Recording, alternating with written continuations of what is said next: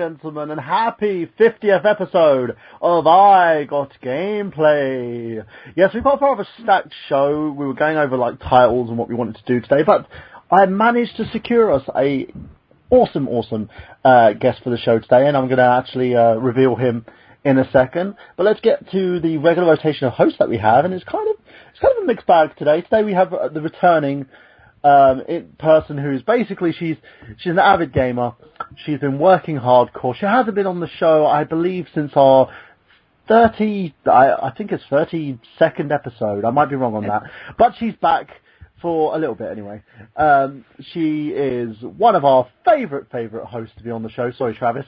She is the one, the only, Samantha Jennings. And the crowd goes wild. Aww. I think someone just made a fart noise. No, that was the queef. Oh, okay. That's better? And speaking of fart noises, we have a pair of farts now in effect. They are recently joined the I Got Gameplay podcast. They are hilariously funny and have been loyal contributors ever since. Of course, I'm talking about Mr. Zack Latour and Kyla Dipietro. What's up, Internet Wrestling community? This is Anthony Mango of SmarkOutMoment.com, a wrestling website dedicated to the smart marks like you and I. We break down and review every pay-per-view with predictions and spoilers, and you can catch our weekly podcast on YouTube for some smack talk. There's no rules here, and we show no mercy. You can follow us on Facebook and Twitter at SmarkOutMoment, where we analyze all the angles, shoot first, and kill kayfabe. That's www.smarkoutmoment.com. Why mark out when you can smark out? Yeah. What's up, bitches? Heyo. Did I finally get the name right? I'm just wondering. Mostly. Damn it. This is what happens. Literally, I probably never get her name right, and she'll just stand there and laugh. Well, I mean, it's okay. People call me Kayla all the time because clearly they don't know how to read. But I mean, same thing with the last name. It's fine. It works. Dude, is your name Kayla? Oh, God. There's a midget over there wrestling. I gotta go get some beer. With a stripper at the end. Yeah. Impromptu stripper. Yeah. Someone just actually said your name probably is Chlamydia. Okay, we'll just get off of that one. Yeah. She's probably gonna end up like killing someone by the end of this podcast. It'll be the I Got Gameplay bloodbath. That would be a good game. We've got bloodbath. Yeah. Also, we have a gentleman who joined the show from episode, I believe it was episode 38, and didn't want to leave since. He's become part of the furniture now. A close friend of mine and an awesome person. If you haven't checked out his YouTube channel and his own podcast at the XS Gaming Podcast with James Gruesome, he is the one, the only, Mr. Xander Skullion. Hello, everyone. How I like a very British hello. Hello. I feel rather... Hello, it's all this then. And there's Travis being kind of racist. Okay, Travis. Hey, what's up? I'm glad to be back from doing the time warp and enjoying a nice long birthday weekend. I was actually going to introduce you like in a lot more formal manner, but there you go, Travis. He just jumped in there. He is actually, Travis joined us literally from episode 38 as well, has been a mainstayer ever since, a great person, someone who's been a constant, especially since IGG jumped over to Mega Powers Radio. Travis has got his own show, Rose Colored Reviews and Rose Colored Let's Plays on YouTube, and is hosting his own show on Geek Speak, which is live every Tuesday night on Mega Powers Radio at 8 p.m. So Travis, there you go. I gave you a nice little formal one there. Thank you, fine sir. And I would like to say, you are one sexy beast. I don't most say that. It's usually the blind and the mentally disabled that say it, but still, a compliment is a compliment for a man. And today we also have with us a gentleman who is literally has been in the gaming circuit, because we kind of changed the show's basis. We were going to do like 50 top-selling titles and stuff for our 50th episode, but no. Once he came available, I was like, we need to get this guy on the show, because we've been mulling it over for literally months. I think it's taken us 4 months to actually come to some sort of agreement. His name is David Fernandes, and he's a Halo pro by the name of Riot Shock. He has his own YouTube channel. He's a competitive gamer, and he's been doing this, well, for ages. I don't know the complete length of it. That's why he's here, so we can pick his brain, talk about the competitive gaming market, and literally go through what it takes to actually do this. Because it's something that I always wanted to do, but because I'm a bit of a pussy, haven't actually had to do it. So, David, how are you doing today? I'm doing awesome. Thanks for the introduction. Very formal.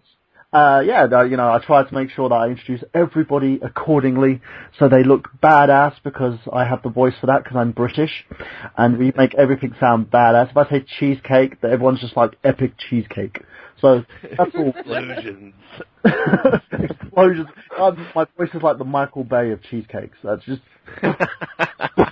So the cheesecakes blow up all the time? No, there's explosions around the cheesecake, and then they'll have some big-breasted woman for some reason trying to protect the cheesecake. So kind of like midget. You had to make that Megan Fox reference. God, I did, and even though she's really good looking, but at the same time, she's Megan Fox. Anyway, no. Let's go on to the basically the staple of the show, which is the news segment.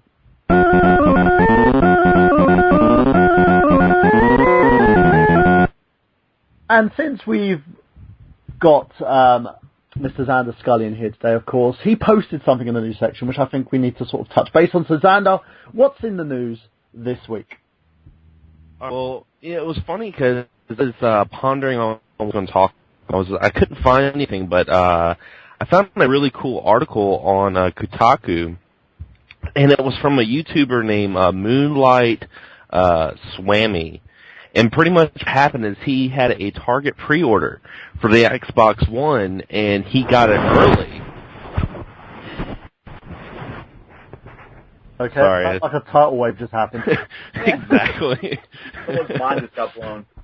Yeah, he got an Xbox One early, and so he started posting things on Tweet, posting pictures of what the interface is going to look like when you go on Xbox Live. He was even posting how quick the one-time firmware, because he even did the firmware update, and he was talking about how quick the games are going to upload. He was talking up a storm. He was really giving a lot of good publicity to Xbox One, and he did an unboxing video, and Microsoft took the video down and pretty much bricked his system. Ow. Oh. Yeah. And I mean, it was crazy. And the funny thing is when he went on there, apparently him and like 122 people already have the Xbox One right now. That's really, I don't know what to actually say in terms of the way that Microsoft reacted on that. I think they reacted rather harshly on that situation. It gives them a bit more publicity. It allows them to sort of show off the console and what it does beforehand. I know they've got one guy already trying to sell his on eBay, isn't he? Yeah. For like $10,000 or something. 10 grand. I wouldn't pay 10 grand for a freaking console. Are you mad? Apparently. You would be a dumbass to pay 10 grand for an Xbox One. That is fucking retarded, man. Oh, sorry. I shouldn't have said a word. I'm sorry. Oh no, it's fine. It's fine. It's okay. If we do get taken down, I'll just blame Travis. Anyway, there's actually more to the story as well. Apparently, the banned early Xbox One owner has reached an agreement with Microsoft and will tell more when he's cleared to do so. So yesterday on Twitter, Moonlight Swami, who Xander was suggesting, made the headlines in getting an Xbox One early due to delivery mishap by Target. He relieved all sorts of details about the console, but he's temporarily been banned for a few hours. Today, he had a chat with Microsoft's Larry Major Nelson. We knew he had something to do with it. And apparently everything's going to be okay. Thank you, Major Nelson. Thank you for taking pity on someone who bought your damn console. And he reached an agreement with Microsoft and apparently includes some sort of NDA that he won't be able to tell much until he's cleared to do so, because things are not final and not announced yet. This is the thing. This guy's a regular consumer. He's not a journalist, right? Why are you slapping a... And again, I will say, I went to the Xbox One event. I tried the console as a journalist. it changed my opinion, because I had a lot of negative opinions when it came to Microsoft. It changed my opinion. But doing bullshit stuff like this gets on my nerves. So let's throw it out to the rest of the panel here and ask you guys, do you think that they're right or wrong by doing this? Travis? This was absolutely a horseshit thing to do. And the bottom line is the customer got butthurt by the fact that a big conglomerate like Microsoft went ahead and pulled such a dick move. I mean, it's free publicity, for God's sakes. I mean, people post things on YouTube all the time. I'm one of them. And we do this kind of stuff as fair use. Yeah. So that being said, Microsoft had no right to pull that kind of a dick move to a person who was just simply trying to help promote the system. I mean, the system doesn't need promoting, but still, for those who are curious about purchasing the system, this is a really nice outlet for those to find out what they're getting themselves into by forking over 500 big ones for it. So that's ridiculous. And this is the thing as well. They're doing these Xbox One live event tours, which I know myself and another member of the Retro Unlim community, which is one of the sites that I actually post stuff on. Her name's Erica, I believe. She went to the Canadian one. I went to the UK one, and it differs a heck of a lot because their presentation was like 1,000,000 times more better than the one that I went to. And with that, these Xbox One tours, they've got like a van going around, they've got everything. They ask you to take photos, to take video images, to do interviews, to do visuals, everything about the event, and pick up some nice little goodies in terms of what you're expecting from the console. And by having someone who's just showing what your console's capable of doing, they put a gag order on him, which it doesn't make sense to me at all. So let's go on to David. Let's ask you, being our guest, what do you think of this? Do you think this is a really stupid move by Microsoft? Well, it's kind of like on a two-side. I think that, one, if I'm correct, he got a Xbox One shipped to him on accident early. Yeah.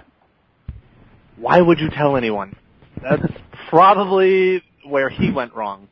But I think that, this being what it is, Microsoft has to protect themselves and make themselves look like they will defend themselves. Because if you think about it, there's a lot of people who are professional thieves and will know how to do this. So they have to take it as is. I mean, I understand that it's definitely they could have handled it more professional way, but in my opinion, they had to do something because they don't know if he changed anything, to make it come to his house early or anything like that, It's really just like a two-sided thing. I don't know how to go about it. Okay, so let's go for Zach. Kyla, what are your thoughts on this? My thought on this is pretty much like I don't understand. I mean, well, I do understand why Microsoft did what they did, but I think that their course of action they chose was very poorly. I mean, it wasn't this guy's fault that it got sent to him.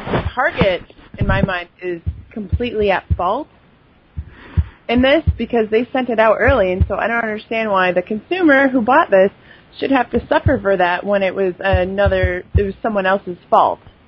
So Microsoft shouldn't have, they shouldn't have gone in and done all that Bolsheviks, to this consumer, because I feel like that has now tainted the way he views Microsoft as a company, and that I think in a way has screwed them, because now it's like, oh, I'm sorry, I got this early, that's not my fault, so why are you punishing me? They've tried so hard as well to make a positive out of a negative in terms of the way their brand's been viewed. And I applaud them for all the positivity and the press kits and everything they've done in order to get the console out there and show it in a positive light in comparison to the way it was shown at E3 and beforehand, But doing stuff like this really, it takes them down a peg in a sense, because they acted, as you said, very poor judgment here. Zach, what about yourself? What's your opinion on this? Yeah, well, okay. I have lost so much faith in Microsoft over the past year. It's not like I'm a PlayStation fanboy. I had a PS1 right when it, not right when it came out, but that was, it's what I had instead of a Sega Saturn or N64. But instead of getting a PS2, I went to the Xbox, and I loved it. I was such a big fan of it. Okay, so I loved the two of them. But I've lost so much respect and, even want to ever own anything Xbox related. Like, this doesn't surprise me. They're a bunch of assholes. They're money grubbers. I support them. I will buy nothing they ever make. They just piss me off, and this doesn't blow my mind. They're assholes, and, whatever. This is what you get for buying from their dumbasses. There you go. And we've just got a gentleman who's basically joined us on the Skype chat. He's a mainstay on the IGG podcast. He's basically a fellow collaborator now, I would actually call him, because we've worked together on numerous amount of projects, including my web series, This Job for Hire. He is the 90s kid on Fanboys Anonymous, Mr. Miguel Leon. Miguel, to sort of cut the pleasantries quickly, what do you think of this whole debacle with the Microsoft? Did you hear about the gentleman who got the Xbox One early, probably gentleman or lady, we don't know actually who the person is, and had their service basically blocked, had themselves banned for a short period of time, and has had a gag order put on them in regards to the console? Do you think that Microsoft's in the right of doing that? You know what? It's hard to say.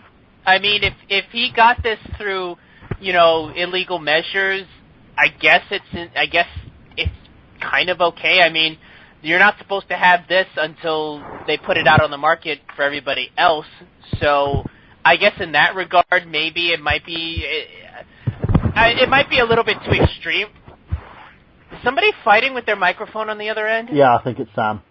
So yeah, as you were saying, though. No, it's not me. Oh, it's not you. Someone's fighting with the mic. Don't worry about it. Probably Skype issues. Sorry about that, ladies and gents.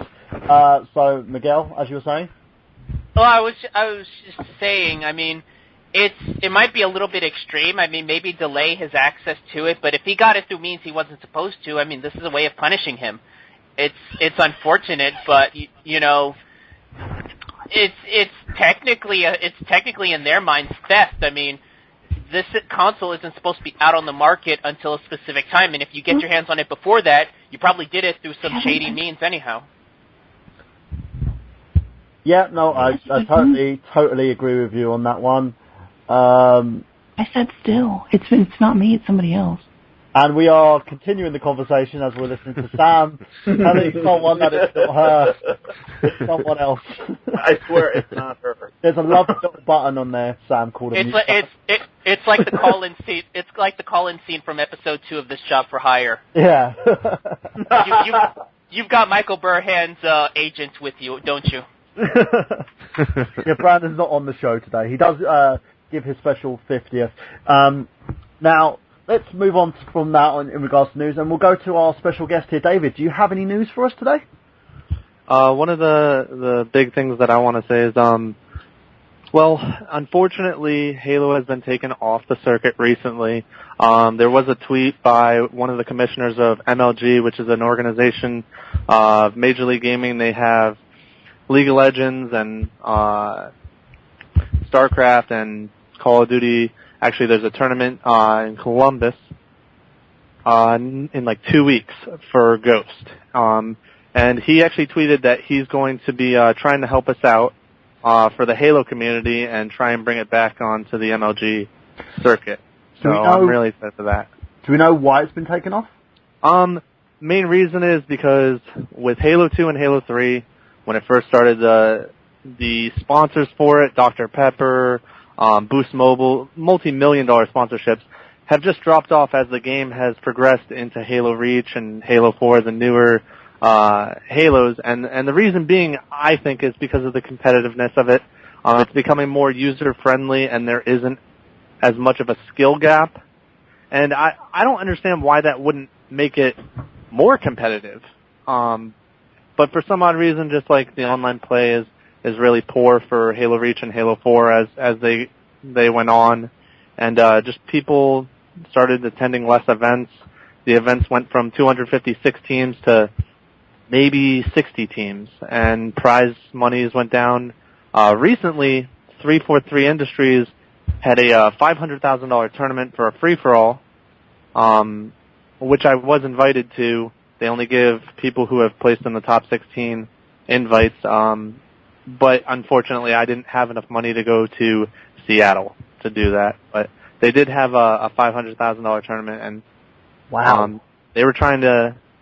Actually, my friend Aaron won that, which was pretty cool.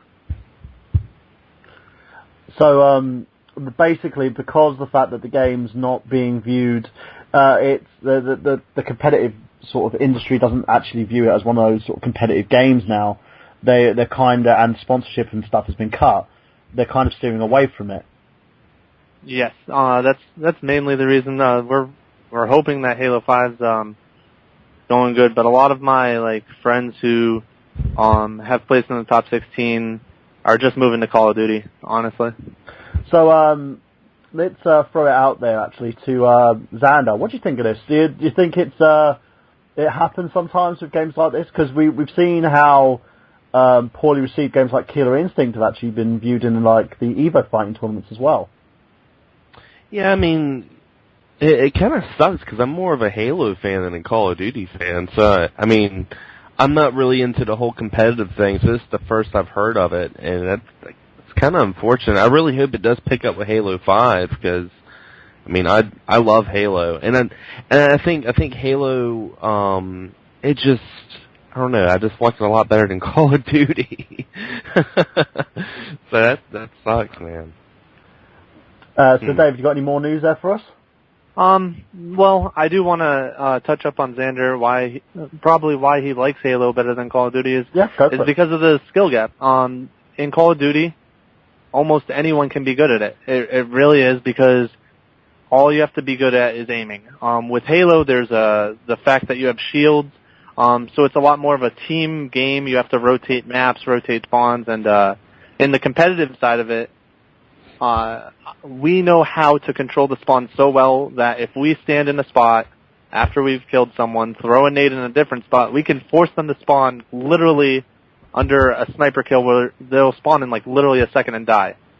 So I mean, there is smarts of the game. Call of Duty does have it a little bit, but it's not as competitive. Yeah, because, I mean, in Call of Duty, you'll have people that will, brag, like, oh, man, I had 20 kills. But the thing is what I noticed with Call of Duty is, mainly you just want to kill as much as you can until you get, the calls and stuff like that. And you'll have people that just hide in corners, and they'll just drop down bombs and just, kill people left and right while they're not even moving. When in Halo, I mean, they add the ordnance call in Halo 4, but it's nothing like, a nuke. It's nothing like that, So, I mean, I feel like if you get 20 kills in Halo, I think it's a little bit more skillful than if you get 20 kills in Call of Duty, personally. And also with the competitive settings, because, unfortunately, MLG and AGL, which is another gaming league, has had to change the actual game itself from what its original, as it is as the game, in order to make it competitive. I mean, they take off the radar, which is the same thing they do with Call of Duty, but they actually had to change the damage on one of the weapons because it wasn't strong enough and it would take too long and it wouldn't be as fast-paced as a game. And you were talking about camping in Call of Duty. You can't do that in Halo because if you stay in a position for so long, you can get on spawn trapped, especially if you're playing really good top-tier players. So let's throw it out to the rest of the panel here and see if anybody else has any thoughts on this. Zach, Kyla? Yeah, well, I mean, the house that I lived at it was me and 3 other nerds, and the fact that this isn't in the Major League Gaming anymore. Which Halo is this that you were playing, by the way, anyway? Well, I've played competitively since Halo 1, which was back in 2004. I went to my first event in D.C., but the one that I've actually won a lot of money from was Halo 4. Okay, all right. Just so you know, guys, we have a caller on the line, so let's quickly throw it over to the caller first before we actually answer that. So the caller's from the 415 area code. So caller, you are on I Got Gameplay. Yo, it's Chris Locs. What it do? What up? Hello there, Chris. We're actually talking at the moment about competitive gaming at the moment and talking a little bit about Halo. It's been taken off of the competitive game market at the moment. David was just discussing... Wait, really? Yep. What do you think about wait, that? no more Halo tournaments? At this point in time. Why? That's a good question. That's ridiculous. From what I gather from David here, it's actually due to a lot more to loss of sponsorship and the fact that there isn't much of a need for it at this point in time. I think 313 are trying to sort of drive up the competitiveness in the game and getting people into a tournament in Seattle, which had a rather large pot. But at the moment, for the foreseeable future, until they actually are able to get something together, there'll be no more Halo tournaments. As like someone, a gamer yourself, I don't know if you've done it competitively or not. Would you rate Halo up there? I've done fight games competitively, never shooters. What would you class Halo sort of in comparison to, say, the Battlefield or Call of Duty series? Halo, I think Halo was really fun. I mean, Halo 2 at least. I stopped playing Halo after 3 because I thought the story sucked, so I wasn't interested anymore. But Halo 2, I used to play. I lied. I did used to play Halo 2 pretty competitively. I never went to tournaments or anything, but like I would have my own tournaments at my house. Like there was times when I was like a teenager and like a bunch of my friends would come over and we'd have brackets and we'd have a pot and somebody would win something stupid like $50 or something like that with Halo 2. But I didn't even realize people were playing. Are people playing Halo 3 competitively? Like, what was going on? I don't even know. David, we'll throw that one to you. Were people actually playing Halo 3 competitively? Oh, Halo 3 was the most. They had the Dr. Pepper sponsorship where there were over $100,000 tournaments almost every other month. Halo 3 was actually the peak of the Halo, franchise. And it's funny because after Halo 4 was dropped, you see the numbers. People stayed on Halo 4, and they actually have like a little number of how many people are playing it. And if you go on Halo 3, you go on Halo Reach, and you go on Halo 4, it's funny because not really anyone is playing Reach or 4. They all went back to 3 because it's been taken off the circuit. So there's no point in playing a game that isn't on the circuit. They want to play Halo 3 where it was fun and there was a lot of competitiveness into it. Oh yeah, I never got into Halo 3. Halo 2 was as far as I went, and that game was really fun to play, like my own self tournaments and stuff like that. But I started playing the single player mode of Halo 3, and I just was turned off. So I never even delved into the multiplayer. Yeah, I've never played the campaign for any of the Halos past 3. I actually just played the multiplayer as soon as I get it. Yeah, I didn't even realize there was a huge circuit for shooters. Like I just know about like the competitive circuits for fighters. So, Chris, have you got any news for us today? News? I have an exciting development in the fact that I have nothing to talk about other than Halo. As far as gaming, it's not really. I just wanted to call and bother you guys, to be honest. And also congratulate you on 50 shows, man. That's fucking sick. Yeah, for those of you who don't know, Chris actually joined us, I think it was around about the episode 30 mark as well. We're sort of friends, long-time friends on Facebook. I sort of got him onto fanboysanonymous.com, so he's now sort of a co-patron of Fanboys Anonymous. Jumps on the show, and he's been rather frequent in the last couple of episodes as well, and has a video up where we're doing a new segment on the IGG YouTube page where we introduce everyone to the hosts.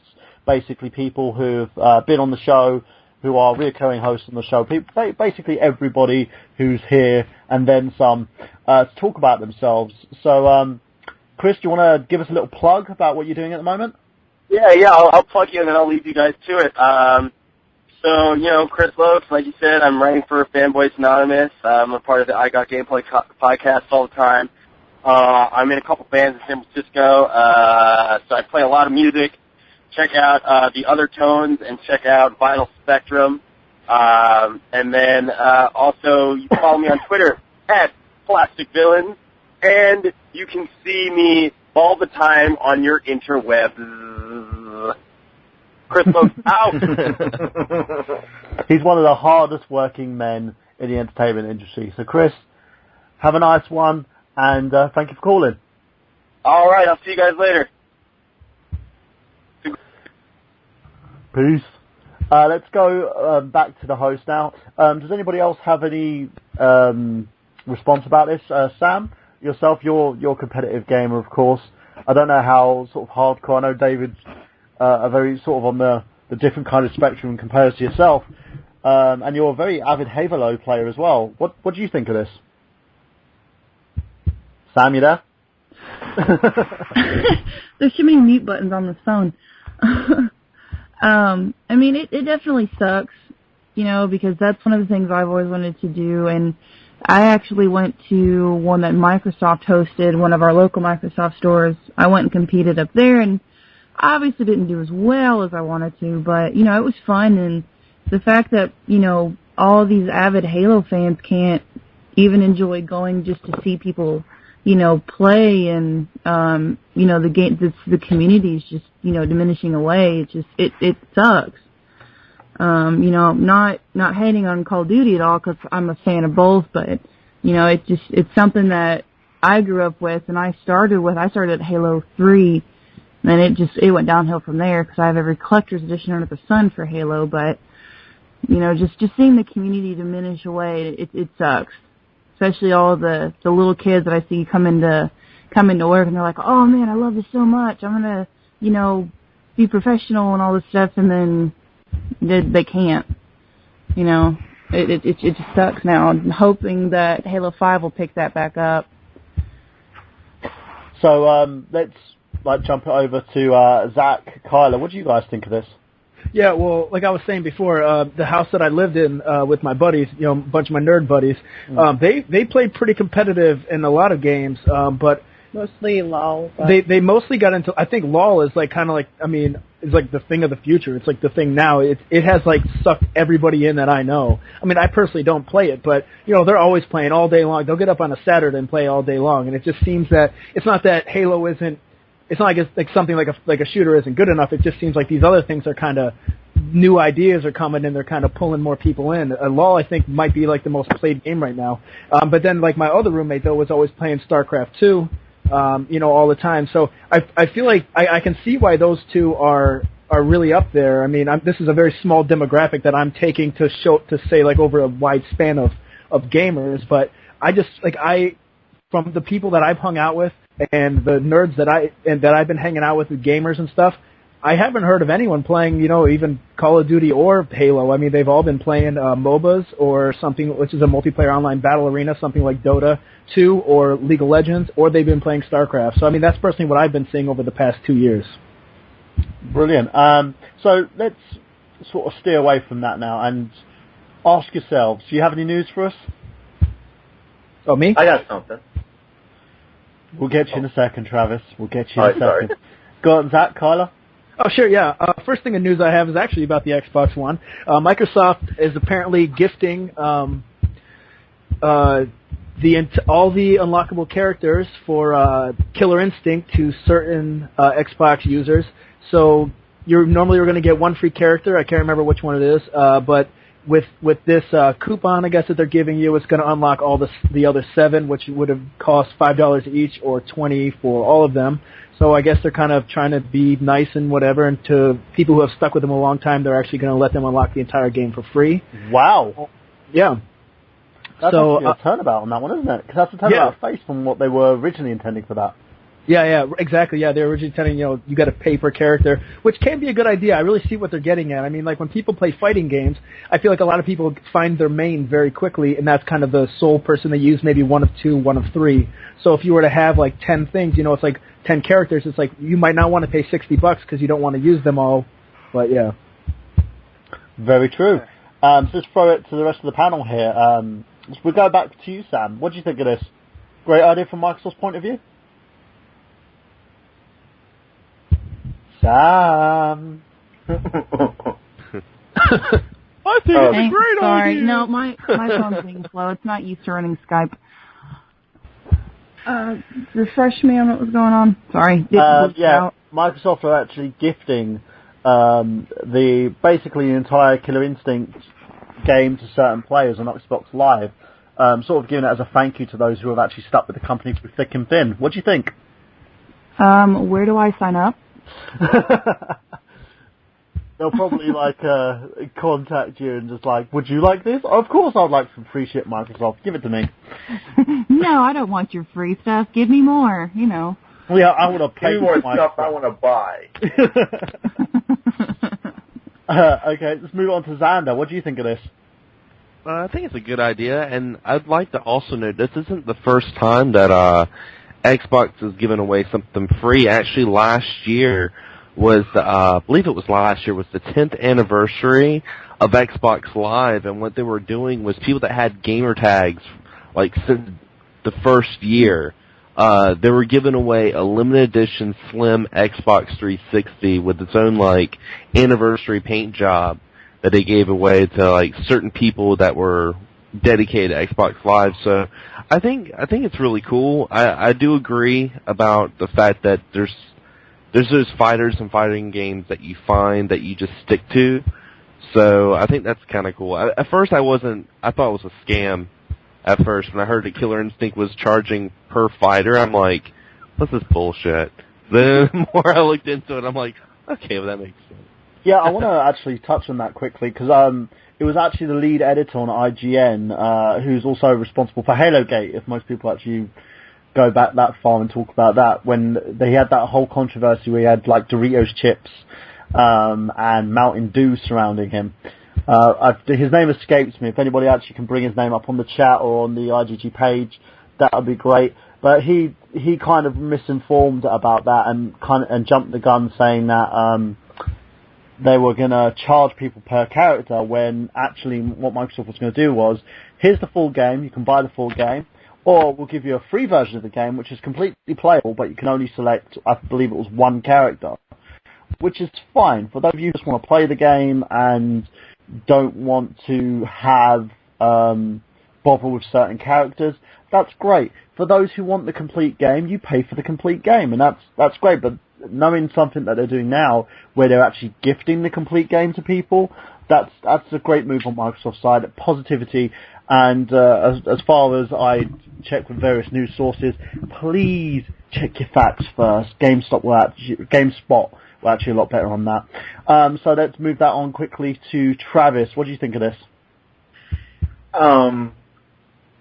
I mean, that's really great. I mean, for those who have stuck it out this long to get some cool free things towards Killer Instinct. I just really wish that wasn't an Xbox exclusive, because I so wanted to play that game. I'm not really an Xbox fan. I mean, don't get me wrong, I've had the very first system, and I've had a couple of 360s at some point, but for the majority of it, I'm not really a huge Microsoft Xbox fan. But with that being said, I'm glad they're doing something for the fans, giving them something to look forward to when the game comes out. Cool. That's all I gotta say. Okay, Miguel, what about you? Oh, it's my turn. He's eating probably at this point in time, aren't you?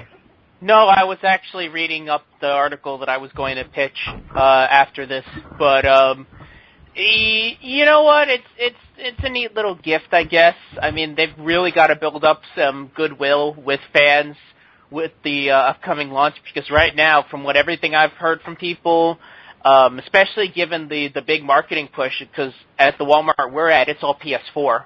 I mean, there's PS4 ads everywhere in our big ad registry, especially for Black Friday. There's PS4 banners. I mean, Sony, I think, is really going all out to be the number one console this time around, because they really lost a lot of headway during the PS3 era.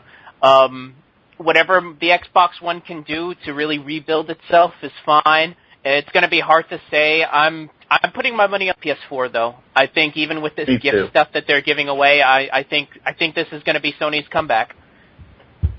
Okay, so let's quickly push it on to our guest here, David. What do you think of this?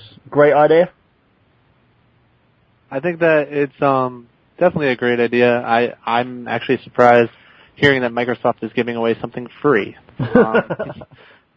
that is one of the things that you have to deal with that Microsoft is you just have to pay for things. But I mean, even with games on the Xbox like Happy Wars or the Impossible game, I mean, I'm willing to spend the money even for like the add-ons to it, just because I think that it's just better, I guess, developed or just constructed the way it is than PS3 or PS. Like, I've had a PS3 and I've had an Xbox, and I get lost in the menus on the PS3. I think it's unorganized, but I really haven't put the time to really like sit down with my PS3 as much as my Xbox.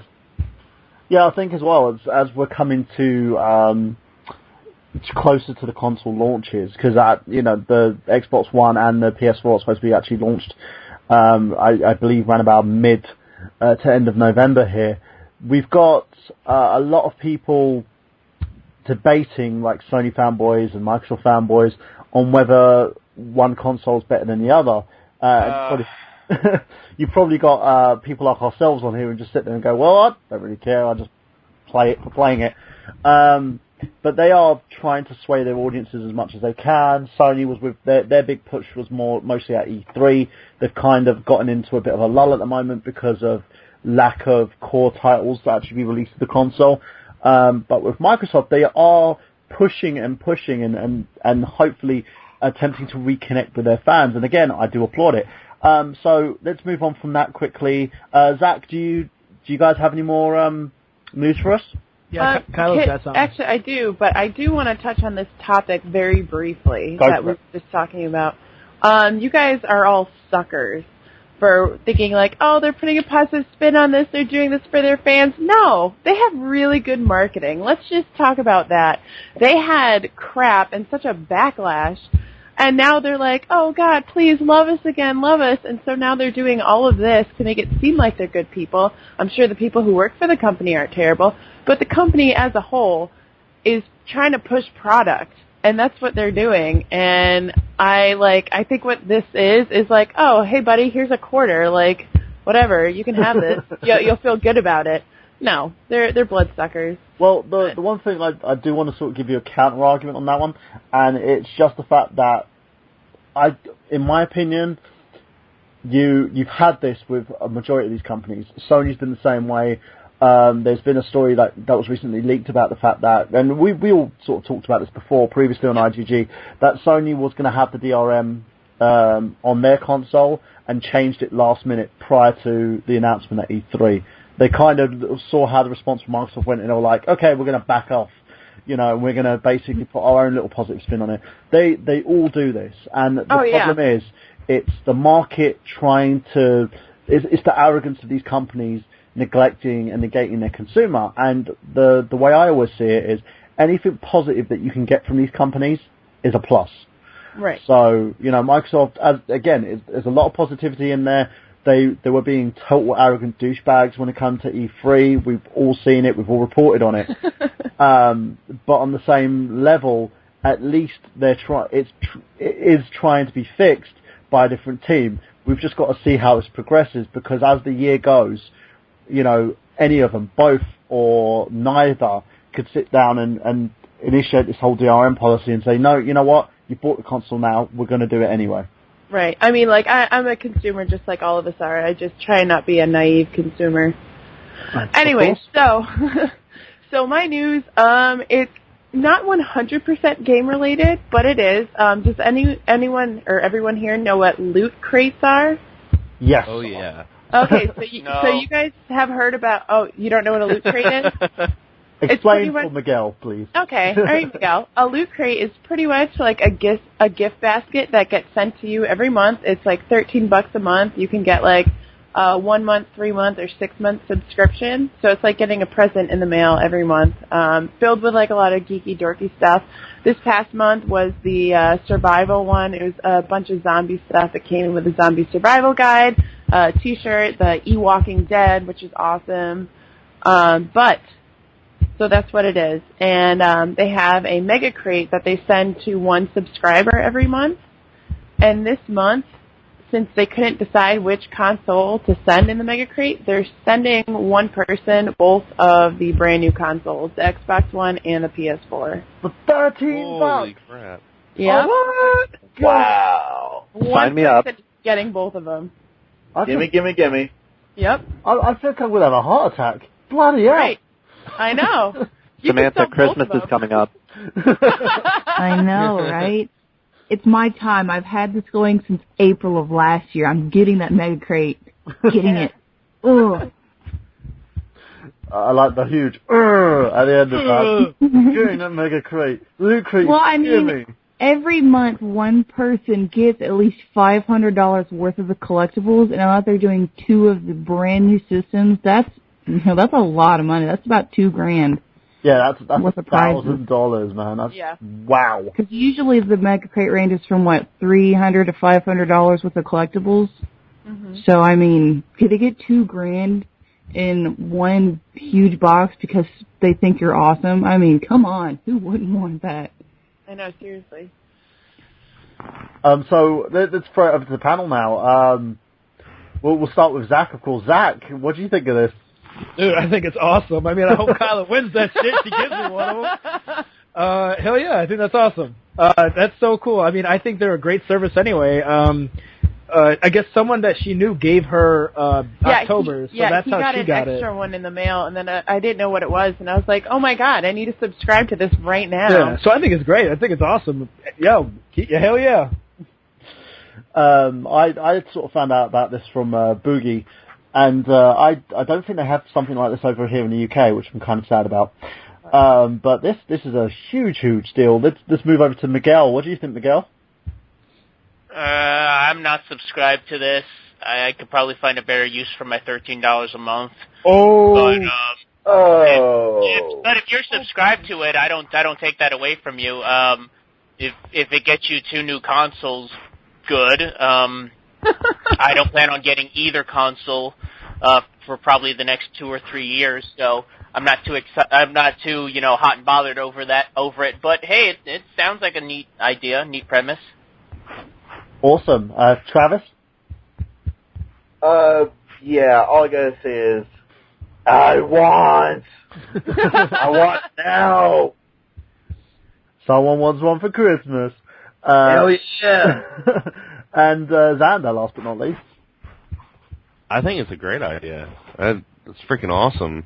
But I will say, whoever wins this Loot Crate, wait until the actual console comes out, because you don't want to break your system. Yep. Shut up and take my money.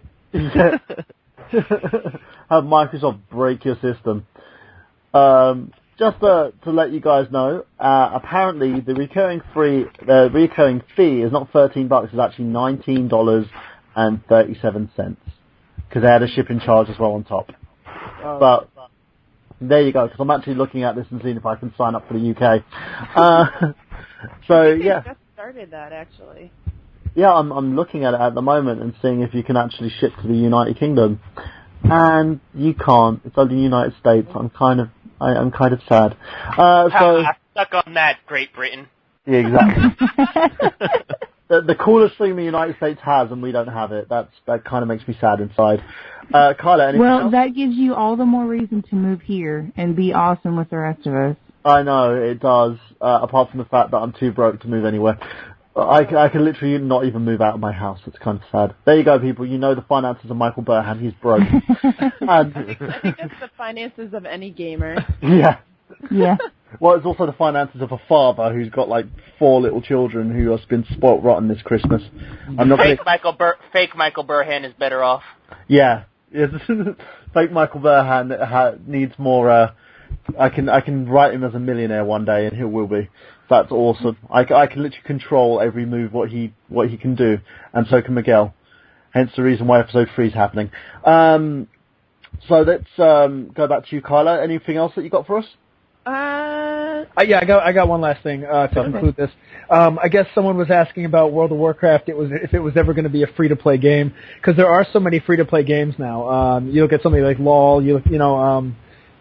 And well, I guess like Yeah, I guess LoL is the one I'm actually thinking of, which I guess is the competitor to World of Warcraft. I mean, it took all my friends who were playing World of Warcraft now all play LoL. Whether it's the same type of game or not, it took them from one game experience to the other. Yeah, so someone, I guess, had asked if World of Warcraft is ever going to be free, and I guess, someone here, who said the CEO, Mike, whatever his name is, World of Warcraft was not designed as a free-to-play game. I don't see that kind of transition happening to WoW.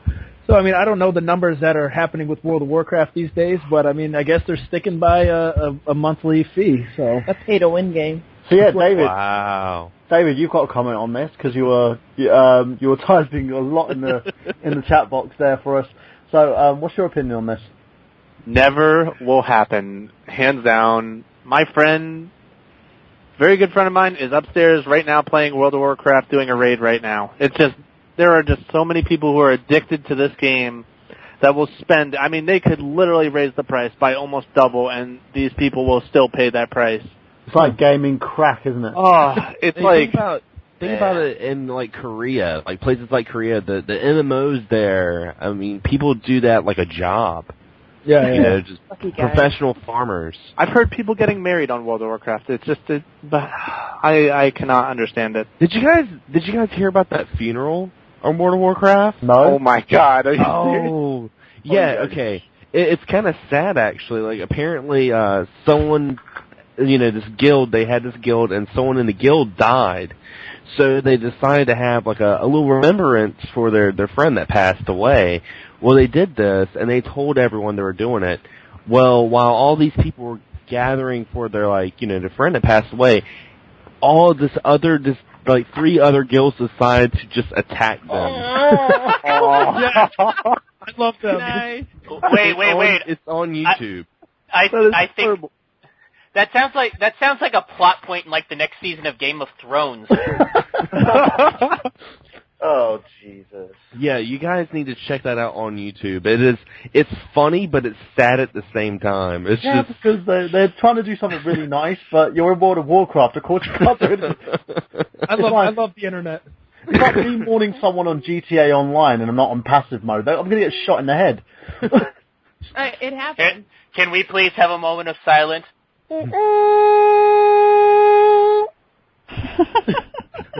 Nothing? All right. Oh. We were given a moment of silence. Never mind. I'll wait till you guys finish before I talk. Good jokes gone bad, starring Miguel Leon. So yeah, no, that's kind of, and as we said, it's a multi-billion-dollar industry. This industry thrives on you buying like the game for about. I think Angry Joe was stressing about this. You buy the game for like $40 or something, and then you have to pay an online fee, like a monthly fee on there. Plus, you have to pay for all the expansions and stuff. I remember I was given a free trial for up to level, I think it was up to level 30, and I played it for like a couple of hours. I didn't really see the addictive nature to it. I was just like, yeah, okay, this is alright.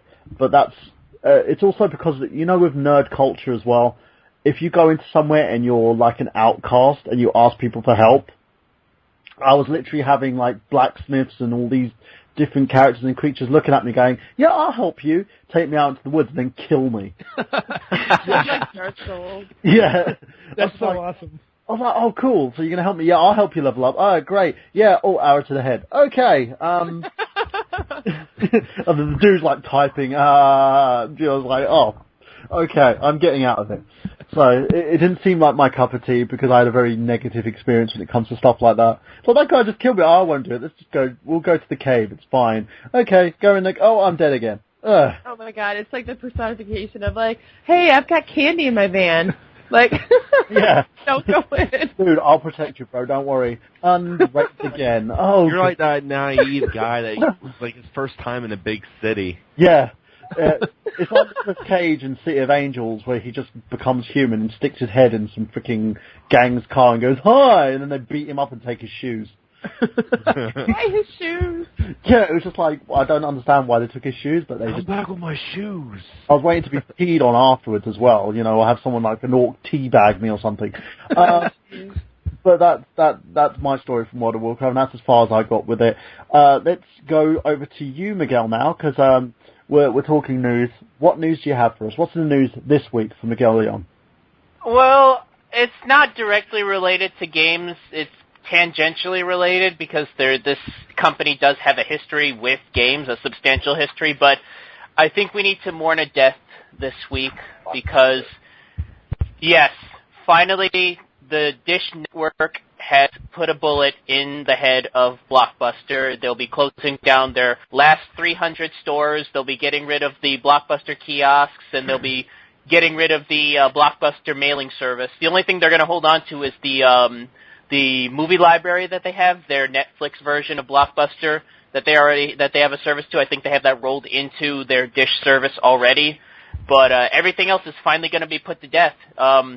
Blockbuster was originally put up for sale after going bankrupt in 2010. The Dish Network picked them up to try to rebrand them, to try to compete against not only Netflix but Redbox, but it just didn't work out, and so Dish is finally putting the bullet in the company. And, as somebody who grew up in the 90s and grew up with a Blockbuster next to their house, I remember a lot of times in the early 2000s walking over to Blockbuster, renting whatever PS2 or PSP title they had in their library. I mean, it's unfortunate. I mean, it's the death of a mainstay of the late 80s and the entire 90s, and it's sad to see them go. At the same time, if you know their business model, it doesn't surprise me that they're going out of business. And I will say the one thing that we do have to thank Blockbuster for is they were the company that fought to allow us to rent video games, because they actually got sued by Nintendo when they first started offering NES titles for rent. Nintendo saying that they shouldn't be able to, that it's for home use only, and they fought them in court and won. And so I think we owe not only the rental services for that, but to an extent the pre-owned market. I'm sure companies like Funcoland and Babbage's and Software, etc., all those companies that popped up were able to because of the precedents that Blockbuster set. So Blockbuster going out of business, sad to see them go, and yet at the same time, not really. So yeah. I think that. Yeah, go on, Travis. So I guess now we can do the obligatory. Well, not really, because we're going to probably get attacked by some other, guilds. Some other podcast is going to come in and start beating us up with, baseball bats. Keep it kayfabe, mofos. Just stealing our stuff. But, yeah, no, I don't see this as a bad thing, and I'll say the reason why, because the last thing I heard about Blockbuster in the news, there was a store, and they tried to use the whole bankruptcy scenario, because a guy reserved his PS4 with them. Wasn't very satisfied with the console. He was paying payments towards it. He wanted the money back that he put on reserving the console. They refused outright to give it to him. So he stood outside the store with a sign, and they ended up giving him his money back. The surprising thing is people thought Blockbuster died ages ago. No one knew that it was still operating. And under the Dish Network, they were kind of being extremely dodgy as well at the same time. So I'm not really surprised by this. But at the same time, it does nothing in terms of the way that the company was currently standing, their current standing as a company. And it's not a total death. They are being turned into a streaming-only service, which is the way that things are going nowadays anyway. You'll see rentals are going to be gone eventually. Wait, I have a question. Go for it. Didn't exist? This just recently happened? Yes. Actually, I had a story once they got to me about Blockbuster, actually. Well, Xander, if you want to touch on that, you can do now. Well, I do want to say that it is kind of sad because I agree with Miguel. I owe a lot of my video game years to Blockbuster rental places. I mean, I was such a kid, so I couldn't go out and buy the newest title. But no, two things I wanted to say. Also, we're talking about competitive gaming.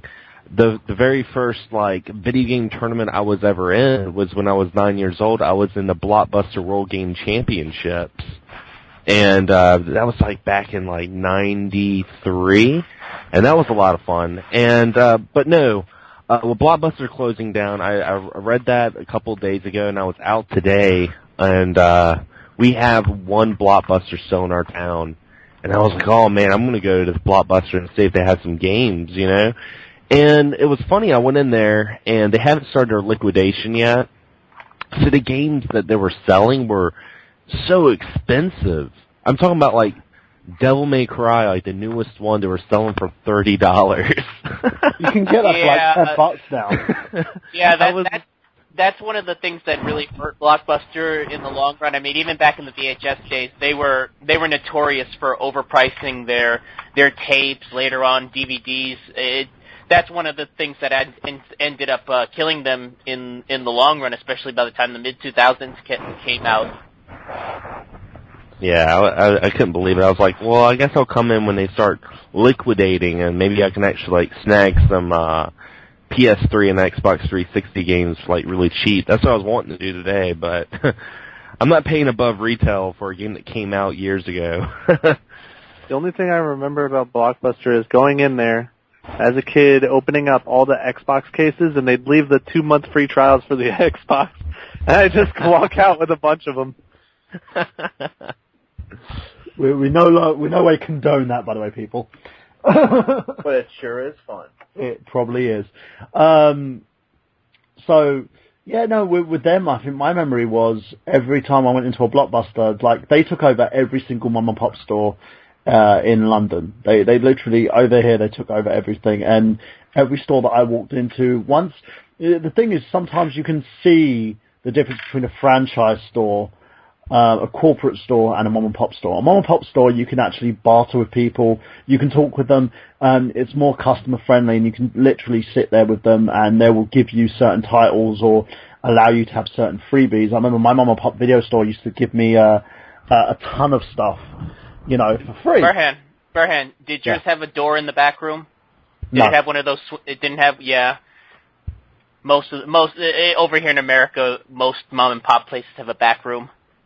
But we all know what's in the black. We know what's in the back room, by the way. Bouncy, well. All I'm saying, Miguel, I don't even want to know how you get your games, because that just sounds. It sounds like you have to look yourself in the mirror at the end of it and, like, you know, I'm pretty. Oh no, I wasn't talking about the games. Those I download myself. Oh, okay. I don't have to go out for those. Now we know why. So yeah, basically we'd have those you'd have the mom and pop stores, and they'd give you stuff away, and they'd have the sort of consumer in mind. Whereas as soon as it transferred over to Blockbuster, it was a different atmosphere. They would literally screw the pooch on anything. They would change the rules on the fly with some stores as well that were exclusive to them, and you get it with a lot of places. Now, I've had issues with like tons of different corporate-owned stores and franchises and stuff, because people tend to see if they can get away with certain things. So again, I'm not happy about what's happened with Blockbuster, but they needed to change with the times, and I don't think they were able to do that. So yeah, let's go back to you, Miguel. Anything else you got for us? I got one last bit, and I'm surprised a lot of people haven't been talking about it. And Miyamoto has stated that he will not be working on the next Super Mario title after Super Mario 3D World. He said that in an interview that he said that creating Mario of 3D World's caliber demands enormous energy, and there's a little chance that I'd be able to take the time necessary to work on the next Mario. So it sounds like for the next Mario, he's not hinting as whether or not he might just be leaving the series altogether, but it seems like the next game will not have his hands on it. Yeah. And, you know what? I'm okay with that. I mean, look, we're all fans of Nintendo. To Nintendo, Miyamoto is he's the Stan Lee of Nintendo. You know, he is to them what Walt Disney was for his company. And so he's the angry old man that complains about everything, but looks cool while doing it. Who, Stan Lee? Yeah. I wouldn't say that, but you haven't seen his presence on YouTube. It's hilarious. Yeah. My point being, though, is that he's the franchise of the company. I mean, yeah. He's been making most, if not all, the big titles that come out of there are from his hands. With that being said, the man's been doing this since like the mid '80s. I mean, he's been doing it for almost 30 years now. If he wants to slow down, or even if he decides tomorrow he wants to retire, I wouldn't be too plussed about it. I'd kind of be okay with it because he's given so much to the business as is. You know, I think I'm not saying it's time for him to just move, fade away, but if he decided to, I wouldn't begrudge him for it. You know, retire. I mean, your legacy is secure. You don't have to worry about anything else.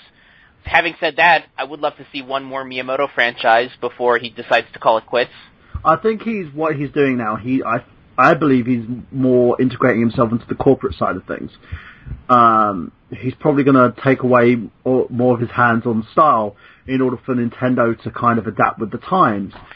And it has to happen in terms of Nintendo, because they have been, even though Nintendo haven't been financially affected by the Wii U in general, because we were having a huge debate over this, and I was talking to Xander about this recently, where I was in a group talking to people about the Wii U, and everyone's sitting there having a bitch fit about how the console's not making enough. Whereas when Nintendo was sort of along the line of, look, we don't really care about that too much, we care about the games. And they've been struggling to kind of adapt in the next gen market with this console, even though they've gotten a huge head start in terms of the new consoles that are coming out. And I think part of this is him kind of taking away his hand, if you want to use a wrestling analogy, like Vincent Mann taking away his hand from pro wrestling, to allow someone with a fresher approach to give it a whirl, in order for them to have new ideas and new significance in terms of what they can do. And I'm all for it. I think Nintendo needs a different style. You know, with everyone like us who are established Nintendo fans, you need to build a newer audience. People grow up, and their children. There's not there's not much that you can actually give that next generation. So you have to keep pushing the market and developing those newer fans as you go on, as you progress. Anybody else want to touch on this? Yeah, sure, I'll touch on it. Go I know he didn't do Super Mario Land. I'm looking up if he didn't do Super Mario Land 2. No, I don't think he did. And those are two of my favorite games when I was a kid. I love them. And like, you look back at the first one, Super Mario Land, that is a bare bones ass game. I mean, that is like looking back now, but I loved it. I put so much time into that game. And the second one is one of my all-time favorite games. So, I mean, there is definitely hope for other people taking on this franchise, which I hope they just make it as awesome as it's ever been. Okay, anybody else? I think it's a good thing that he's kind of retiring. I mean, I hate to see him go, but I mean, he can't do it forever, and it'd be nice that he gets a group, a young group with the same ambition that he had back when he developed Donkey Kong to start making newer Nintendo games. I'm up for that. I think that's kind of cool. He had his hands in Wonderful One. No, he didn't have that one actually, because that was outsourced. I remember there was a game that actually, I think the other biggest franchise that he had his hand on was the Pikmin franchise, because that was the kind of his new baby, so to speak. Well, I don't think it's a bad thing at all. So let's quickly go on to. Burhan, do something about that, please. Yeah, Sam, mute for us, please. Travis, do you have any news for us? Well, one of the things about the Xbox One is they said there's going to be some streaming service with their Xbox 360 games. Well, this was back in September at a Microsoft company meeting, the cloud-based game streaming was demonstrated using a copy of Halo 4, which was seen running on a PC and Windows Phone with attached Xbox 360 controller. Albert Pinello, lead programmer of the Xbox One, 360, and Kinect, said the technology is simultaneously, quote, really cool and really problematic to pull off. So they're going to actually try and stream it via smartphones and stuff as well. So you have that remote online play. It could happen, but right now they're having some difficulties in doing such. So it looks like, if I'm understanding this correctly, the streaming service is not going to be very good at launch. So that being the case, anybody who's thinking about trading in the 360s for an Xbox One, you might want to reconsider right now. Just kind of hang on to it. Or you can be like me, who keeps everything I've ever bought. I've never traded anything. Yeah. Exactly. And, I would do the same. Hoarders. Exactly. And, that's something I would do, too, because I'm a game collector, so I wouldn't be wanting to do something like that. But for anybody who's wanting to do such, you might want to think about it again. I think people are too quick to sort of trade in their consoles as well. I've seen it a lot where people just they'll literally grab something, trade it in so they can get the newest and biggest next-gen system, and then they start getting annoyed because of the fact that they go back and like, oh, I played that game at my friend's house that was on the 360. I might get another 360.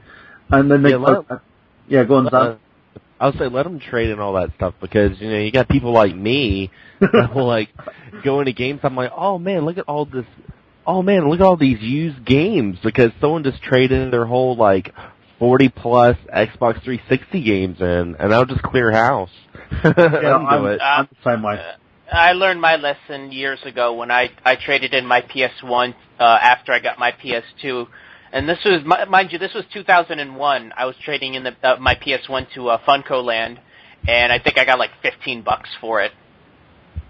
Keep in mind, I think they were still selling PS1s for $99 at the time, $100. Even pre-owned, I think they were $75. I remember I went in with my nephew when he wanted to trade in his Wii, his Nintendo Wii console, and they lowballed him. They were selling it, at the time he was trying to trade it, they were selling it for £80. And they offered him something similar, $15 for the console, plus the 2 pads, plus his copy of Mario Kart Wii. I took the console, look, I'll just give you £30 for it. I'm not having you sell it on for something like that because it really bugged me. Because they will literally rip you off, and you'll see that lovely little console that you parted ways with, that bit of nostalgia that you have, that you won't get back. And I learnt my lesson with my Nintendo Entertainment System when I loaned it to a friend of mine. I didn't even sell it on or give it away. I loaned it to someone, and I regretted that ever since I did that. And now I had to literally pay $50 to get that same console back, which is, it's still a lot of money. And because retro collecting is becoming a bit of a habit for people, you have these resellers, people who are selling stuff on and trying to make a profit out of this, because they're trying to flip these old consoles and old games. The market's going to start rising again, and it's just going to be a bitch trying to get that stuff back that you didn't want to part with in the first place. Didn't GameStop say about a year or two ago that they were going to get into the retro market, that they were piling up a backlog of old consoles and stuff like that, and they were going to open up a few GameStop retro chains that were going to sell old video games and stuff from their back libraries? Probably. I do remember hearing about it. Yeah, go on, Zach. I do remember hearing about that, but it was probably a year ago when people were talking about it. I haven't heard anything since, so. Yeah, it happened over here as well. We had it with Compute Exchange, and they had a retro store, and they were selling things at the time though, they were selling at a decent price. But now you see consoles that you say about 3 years ago you could buy for $14. People trying to sell them and flip them for $100 each. The same price as say of a new console with a guarantee that if anything happens to it, get fixed. You're going to buy a retro console that has no guarantee that it's going to stay in the right shape unless you take care of it. So that's food for thought on that one. By the way, am I one? I always love saying this. Am I one of the people who still remembers how late GameStop used to actually sell old game consoles like that? I remember being able to pick up copies of Super NES and N64 titles from them as late as 2006. It seems yesterday that they were still catering to that corner of the market, and now you can barely find PS2 games in their library at this point. Yeah. Yeah, go on, Sam. No. I think that was Kyla. Oh, it's Kyla. Kyla, sorry. Oh, no, I was just saying, we went into GameStop probably a month or two ago, and we were looking at the PlayStation 2 games, and the guy was like, well, you better take what you want now, because we're about to throw all of these out. Like, I would have said, like, instead of throwing them out, can you donate them to me? No, they wouldn't do that. You'd have to dumpster dive. I would dumpster dive. I would. Yeah. Oh, yeah. Absolutely. You'd just be standing there with a midget, just standing next to her while she's dumpster I get it with the diving. bitch. Yeah, well, you know what, Zach, he was telling me how he used to dumpster dive for GameStop. Dude, I used to find so much cool shit. We did it. That's how I found an arcade cabinet. Someone threw out a Gallagher arcade cabinet. Really? Wow. Yeah. We renovated the thing and put it on free play and then sold the thing off to someone else. We resold it for a very good price. My dad, I remember when we found it, and this was like in the early 90s, my dad flipped it, sold the cabinet off, and then bought us a slew of consoles and stuff with it for Christmas. He actually funded our entire Christmas fund with that one cabinet, and it was just someone just threw the cabinet out. It's kind of ridiculous at the same time. One of the things that you can actually do if you go to like yard sales and stuff, I know that one of the local land centers that I work for here, and he's been one of my sponsors, he found DuckTales 2 at a yard sale, and he is selling that for $180, and he bought it for $5. Well, whoever he's selling it to, yo, make sure he fucking does that shit quick. I think that game's worth just over $100, so. Yeah. Yeah, it shows you as well that you can find a lot of stuff. I remember back in the day, we could actually go to our local dump and pick stuff out that we wanted. They've actually introduced laws now to stop people from doing that. You know, and because people just, like, you could pick up a flat screen television that was someone just threw out because, you know, they bought a newer model, or you could pick up games, consoles and stuff that people just thrown out because they didn't really have any due care for them, which broke my heart. But I would like literally just pick out stuff like an Amiga and stuff like that, grab it, load it in the car when we were dumping some of our stuff, and just take it home. Down the Cape, they actually have I actually just went to one of those today. Yeah, they call it a swap shop, but it's pretty much like people drop stuff off. It's at the dump, and it's a small store right outside the dump, and it's just free stuff inside the store that people just dropped off. Yeah. Like, we got some D&D books and, like, a really cool Venom action figure and some video games, yeah? You I know haven't what? found it. What's up? Yeah, go on, Zach. No, I was saying I haven't never found any games there, but I mean, I get so many awesome books. I found like Kurt Vonnegut books, Stephen King books, all kinds of cool stuff, so. Man, I wish I had cool people like that around where I live. I live in an old folks area, so all I see are like little China dolls and like old TV guides and just stuff that isn't even remotely close to what I want. I never find any cool stuff. Not even You have an N64. I have this China cabinet. Yeah, okay. Just die already. So wait, do you live in Florida then? Is that what that is? Yeah. I live really? I live in Hudson, actually. Do you get any sort of like, you know, naughty looks from the old ladies looking at you? Naughty old ladies. Just naughty old ladies. I would like you to go and put my shelves up for me. Miguel. I have no words to describe this. I don't know. It's happened. He's probably had that same scene in Yes Man where the old lady wants to put up the shelf and then she goes, I need to find some way to thank you. Yeah. It's like take her teeth out. Miguel's like, ah! He got gummed. I was just thinking about that. The gums. This is actually kind of nice. A gummer. My buddy got gummed once. Your buddy got gummed once? Yeah, he did. Was this one military friend? Yeah, when I was in the military, we were doing all kinds of crazy shit. And one time when I lived in California, this guy I worked with, I guess he was I don't know where the hell he was, but he got some old ass lady to blow him, and she took the teeth out and everything. Okay, whatever. I bet as long as your mate didn't like to show you pictures, because you'd just be sitting there going, you poor man. Yeah, well, like hyperventilating as well at the same time, poor thing. Yeah. Has a heart attack. I just need to take my heart meds. Give me a second. Oh, God. Do that, you dirty bitch. You take those heart meds. Grandma. Oh God, what we like. Hope that grandma had her brain this morning. Oh God. Xander, you can call me anytime you want, Granny. So yeah, let's... Sam, do you have any news for us today before we end our news session and move on to the topic at hand? I actually do, and it directly affects everybody who has a 3DS and loves SwapNote, actually. Oh, yeah. I don't know if anybody noticed that if you have SwapNote, it actually doesn't work. They actually canceled the service on, I believe it was October 31st, because they found, I think it was 3 separate reports of it being used for child pornography over in Japan. God. You know, wait a minute. We talked about this last week, I believe. We mentioned that they were getting rid of Swap because guys were sending inappropriate pictures to kids. Yeah, we didn't know it was they were actually, I read a couple articles, and they were actually, I think the ages range from 39 to 50.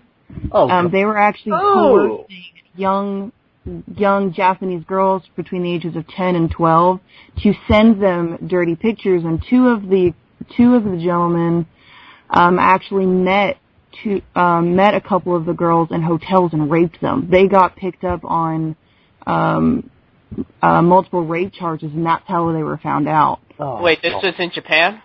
Yeah. Well, you see, that's the problem, though. Rape is like hello over there. It's a matter of cultural differences. God. See, we're offended, but that's normal over there, so it's cool. They are tentacles involved? They are Maybe, extremely I don't know. promiscuous. They are extremely promiscuous over there, but I don't condone stuff like that. Kids are kids in the same way. And in terms of Nintendo, I can now understand them justifying this. They haven't actually released a statement. No, they did. They've actually released a statement on that certain, because I remember the statement they left was that they would cancel. Yeah, go on. They sent out a little news update directly through the 3DS. The only way you could unfortunately read it was through the Nintendo eShop and checking their news update. Because I had gotten that update and said that they were suspending, I can't remember exactly how to word it, they were suspending the software because of the allegations, because they actually confirmed it on everybody's 3DSs if they had received the article and the update for it. And I was also reading a little bit on a separate article that this won't be the last that we see of a messaging feature for the 3DS, which is really good, because I believe Nintendo was in the talks about it a couple months ago. They're actually going to put the Miiverse for the Wii U and the 3DS together so you can actually message people between the two devices. That's what I wanted. So what they need to do is they need to have a feature like in Scribblenauts where if you put in a dirty word, it changes it with something else.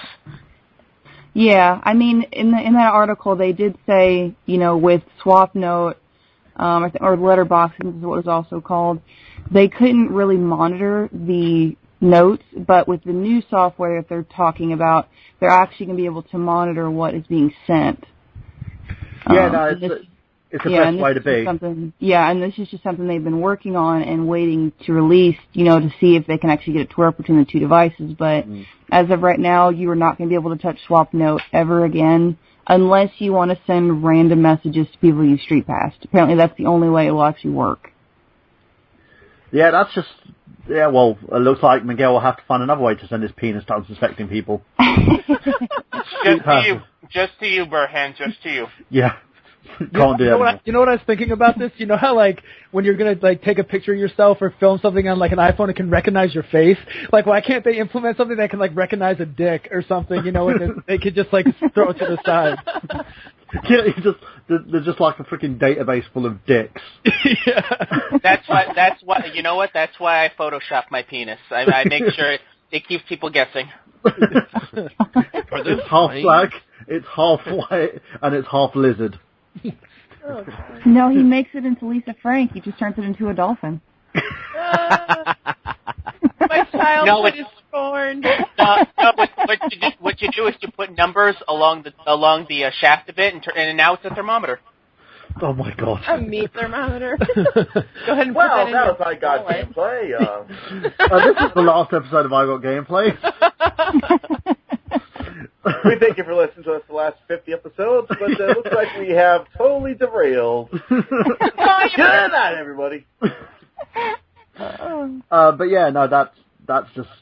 There's no words that I can actually say about this, guys. As always, if you want to join in the conversation, 760-512-7247, and talk about the ways that Miguel sends his penis through different various chat services. And also want to talk about the various stories that we've actually got on the show. Now, I'm going to quickly touch on a couple of things and turn it over to the panel and see what they think. We've got a couple of stories here. One was actually, I'm surprised Anne didn't mention this one, was Nintendo completely dominates Japan's top 100 best-selling games of the 21st century. So let's hold it on to the panel there. What do you guys think? What games are on the list? Yeah, when you say dominate, you mean they have every single one in there, or they just have the most of them? Well, Famitsu has revealed that Japan's top 100 best-selling games of the 21st century, and their list reveals Nintendo has completely dominates Japan with Pokemon, Mario Kart, Brain Training, Animal Crossing, which proved to be the biggest franchises. They've got actually a full copy of the list, and it dates from games that were sold between January the 1st, 2001, and the 29th of September, 2013, and the best or re-releases of the games were not included, nor were digital downloads, but it could count downloads of carts sold by retailers. So basically, this is all stuff that's been sold at established retailers. I'll give you a copy of the list here. It's in full form, so you guys can actually take a look at that and develop your own opinions on there for a second. Well, I'll let you guys have a gander at that while I talk about the next bit. Rare Limited talks about Microsoft's mismanagement. It was a sad day in early 2000s when Rare was bought out by Microsoft in mostly childhood memory makers. Rare, they were responsible for the Donkey Kong franchise, Battletoads, Conker's Bad Fur Day, Donkey Kong 64, and Banjo-Kazooie, and much, much more. Since their acquisition, the company has slid into obscurity, and while there's no secret that a major reason was poor management by Microsoft, a recent issue of Retro Game Magazine sheds a bit more light on the subject. So, there's a full story on this, guys, if you want to actually check it out. They basically touch into the fact why Microsoft mismanaged the company and why they haven't been developing anything. It's like the new Killer Instinct wasn't even developed by them. It was just their property that Microsoft owns. They had begun a production on a slew of games through the time at Microsoft, including Crackdown 2, Cameo 2, and completely abandoned IP called Black Widow. And all which has been promising with their early development. Microsoft, however, wanted Rare to prioritize making games for their miserable first-generation Kinect. They also pushed for Rare to make games they'd always made, but without keeping into account the audience for these games. Namely, those who grew up playing Rare games probably were not the ones playing Xbox games with a Kinect. So basically, they were pigeonholed into the Kinect, doing the Kinect systems, instead of actually developing the games that we all knew and loved. So, Zach, what do you think of this? It's really pissed me off for a long time that Microsoft did buy them because, I haven't played, I don't think, anything that they've even done since they were with Microsoft. I mean, I know, actually, I have played the remake of Conker's Bad Fur Day, Conker's Live and Reloaded. I mean, I'm just such a big Conker fan that, I love that I ate it up. Weirdly enough, the Xbox version was more censored than the N64 version. But yeah. I feel like Microsoft bought that specifically so Nintendo could not have it. I feel like they were just like, we're buying Rare and just whatever, we don't really care, but we don't want Nintendo having any of this because it's some of the best games that were like on the 64 and stuff like that. So I feel like that was their tactic more or less. Well, one of the stories that we had, sort of the precursors beforehand, was they had Microsoft execs walk into the Red Studios when they purchased it, looked at a poster of Donkey Kong and said, oh, so we own Donkey Kong now? And that's how inept they were about it. They didn't know what they were buying. Right. I remember actually reading about that too. Yeah, when Microsoft bought Rare, they thought they owned Donkey Kong. I remember reading that too. Yeah, they're idiots, whatever. Yeah, it just shows you how they had no concern over it. Nowadays, hopefully with fanfare, with people actually with Microsoft attempting, and I'll use the word attempting because we don't know if they're actually going to be listening to their fans as we progress in the lifespan of the Xbox One, but they are attempting to listen at the moment, that they will bring Rare back to basics. But we'll see.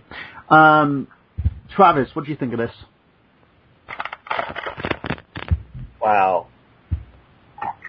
I don't know. I'm kind of speechless when I think about it. You know, it's just. While he's okay. Here's the thing. Okay, here's the thing. How I feel about Rare. And I'm sure everybody in the panel is going to agree with me. The Rare that we know and love does not exist anymore. I mean, that's a fact. Some of the people who were part of Rare have Double Helix now. They're the ones who developed Killer Instinct for the Xbox One. It's kind of sad that a company that actually loved when they came out with Donkey Kong Country, and like years before that we had Battletoads. So although that's a hard game, it's also a classic in my opinion. But the funny thing about that though was with Donkey Kong, they revitalized the franchise. You know, they built a new IP based on something that was an old arcade game. So that shows you how good Rare was, and still could be. But yeah, sorry, Travis, as you were saying. It's an empty shell of a company now. Yeah. It still exists in my heart. Rare is. It still exists. Yeah. My childhood. Well, by spirit, it still exists, but by physical form, no. Well, the development team's still there. You know, with a few people coming and going, but it's still there. The company is still there, but at the moment they're just using them there for IPs. But David, do you want to elaborate on that statement? Well, I agree with Zach. I think that Microsoft is just solely doing it because they want to just own it. Whereas, you know, like, I just like all the old games and Rare. I mean, yeah, I just remember playing Donkey Kong Country, and it just brings back so many good memories. And unfortunately, it just, like Zach was saying, or Travis was saying, it just doesn't exist, like in the physical form. Miguel, you were going to say something, so the floor is yours. Alright. First off, in terms of the first article, the top 100 games thing, I figured we'd go back to that real quick and just I'd make a comment about it. It doesn't shock me, actually, that in Japan, Nintendo tops the list because Japan is very much a close-knit society. I mean, they really do support the home team in terms of video games, so really that takes Microsoft out of the fray, and the only other ones would be Nintendo or Sony, and Sony really has kind of, I guess for lack of better terms, Americanized their stance in terms of their games. So it doesn't shock me that Nintendo has gravitated more towards that, and when you consider that the games that are at the top are games that really, really do deserve to be at the top. I mean, you've got most of the Pokemon games like New Super Mario Brothers. I mean, those would be on the top of anybody's list, but it doesn't shock me that they're the top of Japan's list, even when you consider it the top 100 games of the decade. So it's not really shocking. I mean, you still see games like Final Fantasy popping up on there, which is no surprise.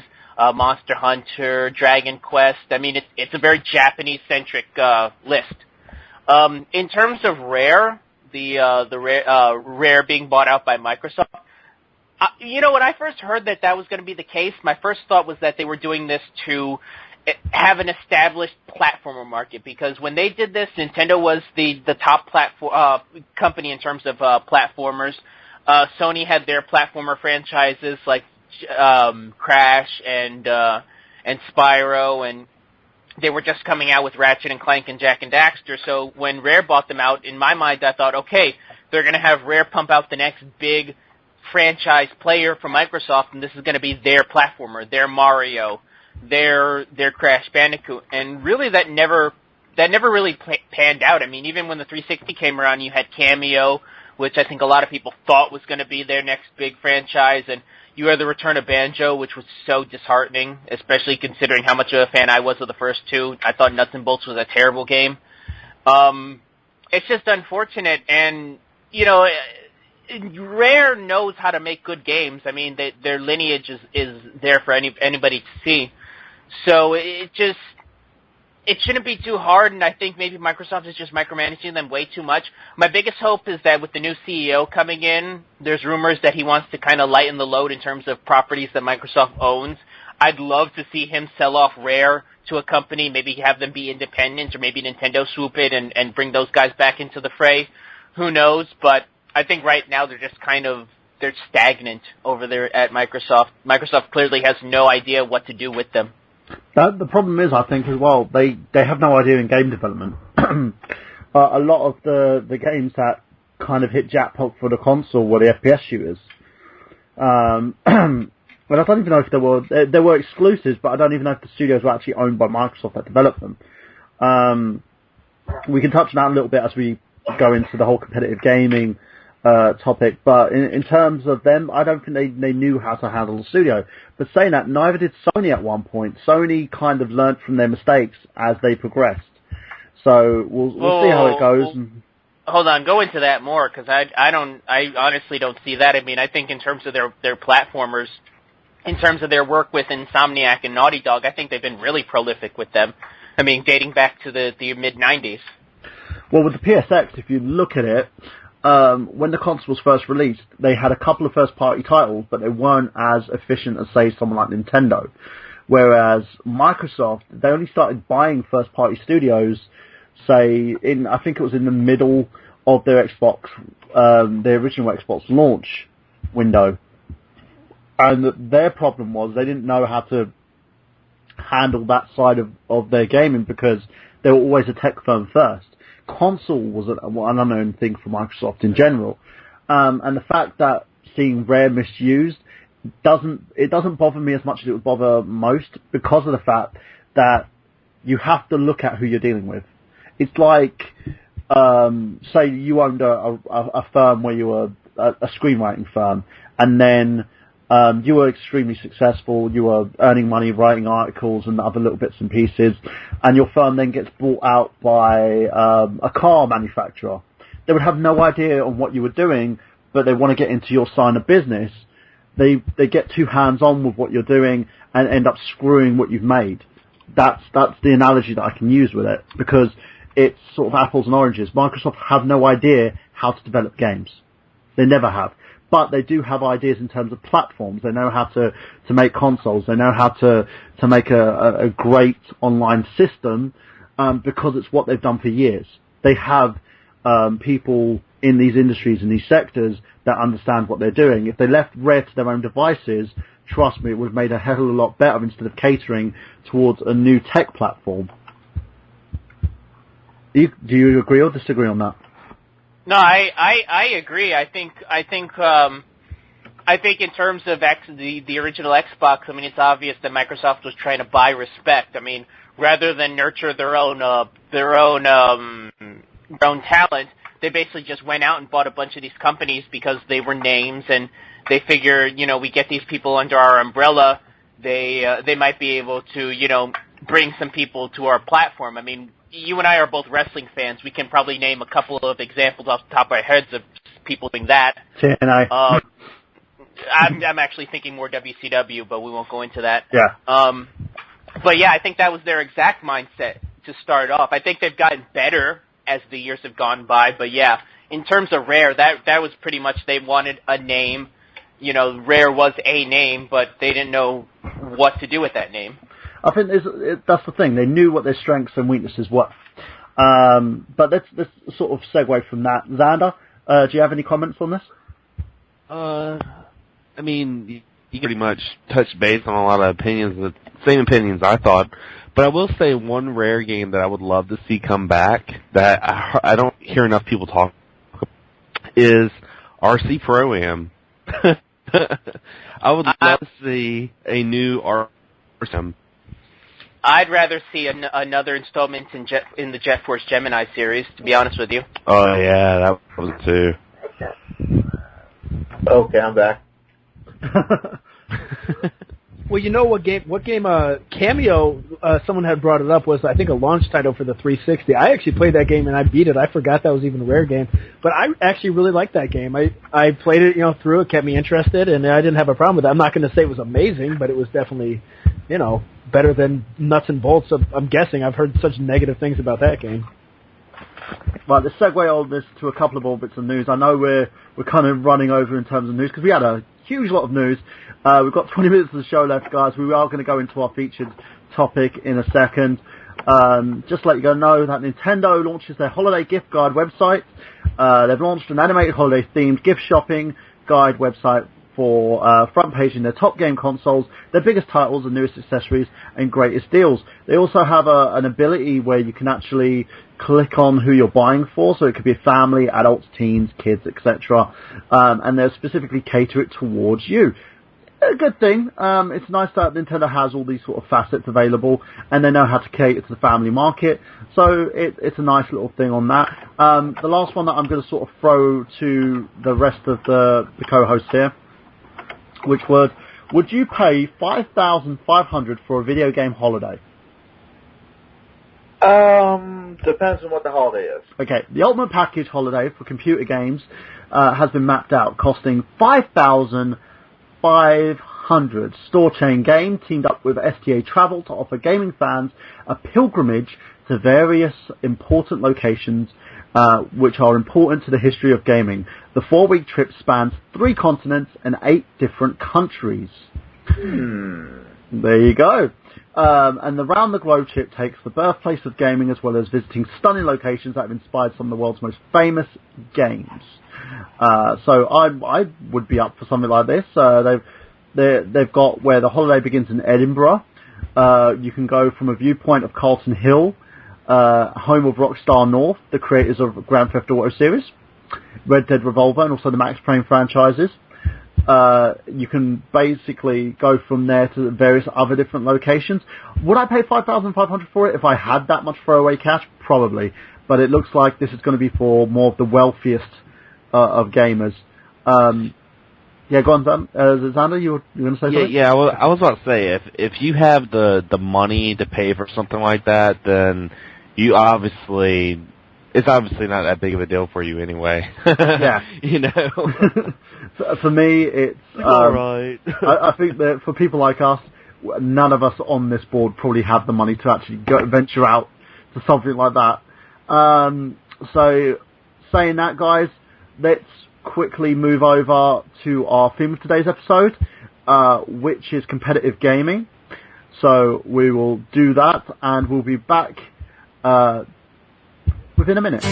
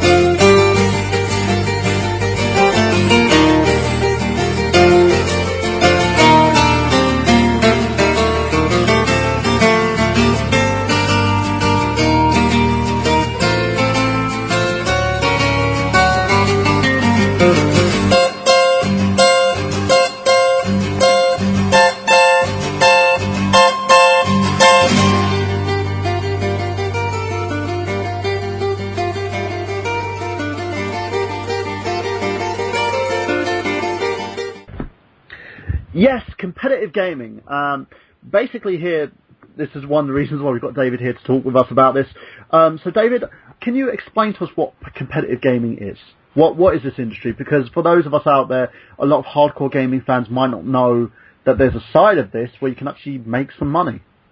Well, competitive gaming is definitely a lot bigger than people realized, actually, they did a documentary on USA TV, which was awesome, speaking about Call of Duty and League of Legends and how people can make this a career, where you can win money from tournaments. Sponsors pay you to go to these tournaments and pay you to be their named team, and you can basically have a life from just fully, like, just playing video games. You can be fully financed for it. Let me ask you a question. Can name me, like, one of the biggest sort of gamers that actually does this? Well, Nadeshot from Call of Duty, he's one of the pros from Team Optic. He actually lives in a house with all three of his other teammates, and this gaming he lives off this. Also, Ninja, Halo Pro, from Team Turning Point now, he's actually transitioning to Call of Duty, but he makes about $40,000 to $50,000 a year just sitting home, streaming on Twitch.tv and playing video games, basically.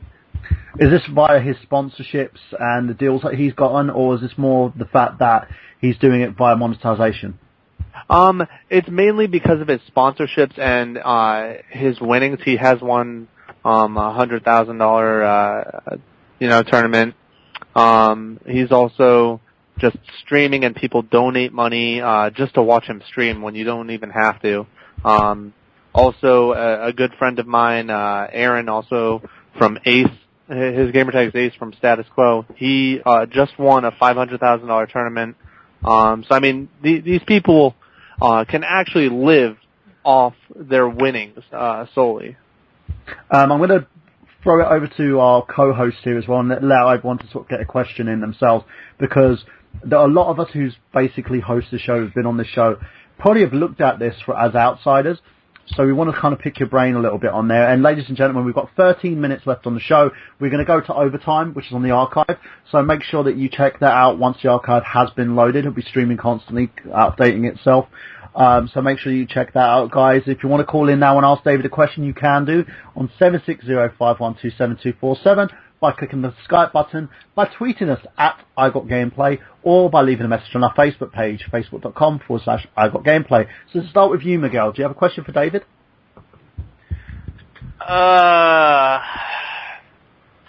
Like I said, I said this in the pre whatever before we got the commercial break. I really don't have much to offer. I don't really follow the competitive gaming scene. I mean, the closest experience I've ever had to competitive gaming was I was a big fan of that show Arena that G4 used to have. Okay, so let's talk a little bit about that show. David, are you familiar with that? I have not actually followed that. So Miguel, tell us a little bit about Arena. What was the show about?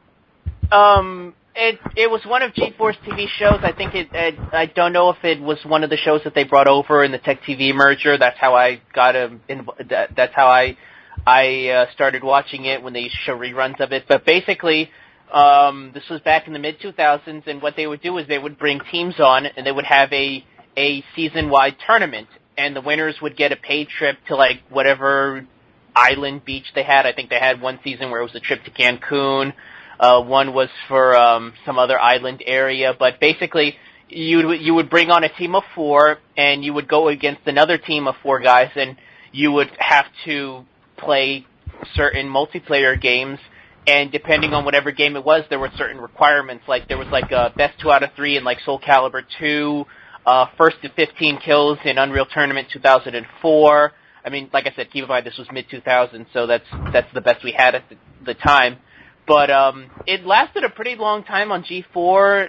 Like I said, I don't remember if they brought it over in the Tech TV merger. I believe they did. And it's my only real experience in competitive gaming. I know that they do have like Major League Gaming on like USA at like 7 a.m. on a Saturday, but I don't really wake up to watch that.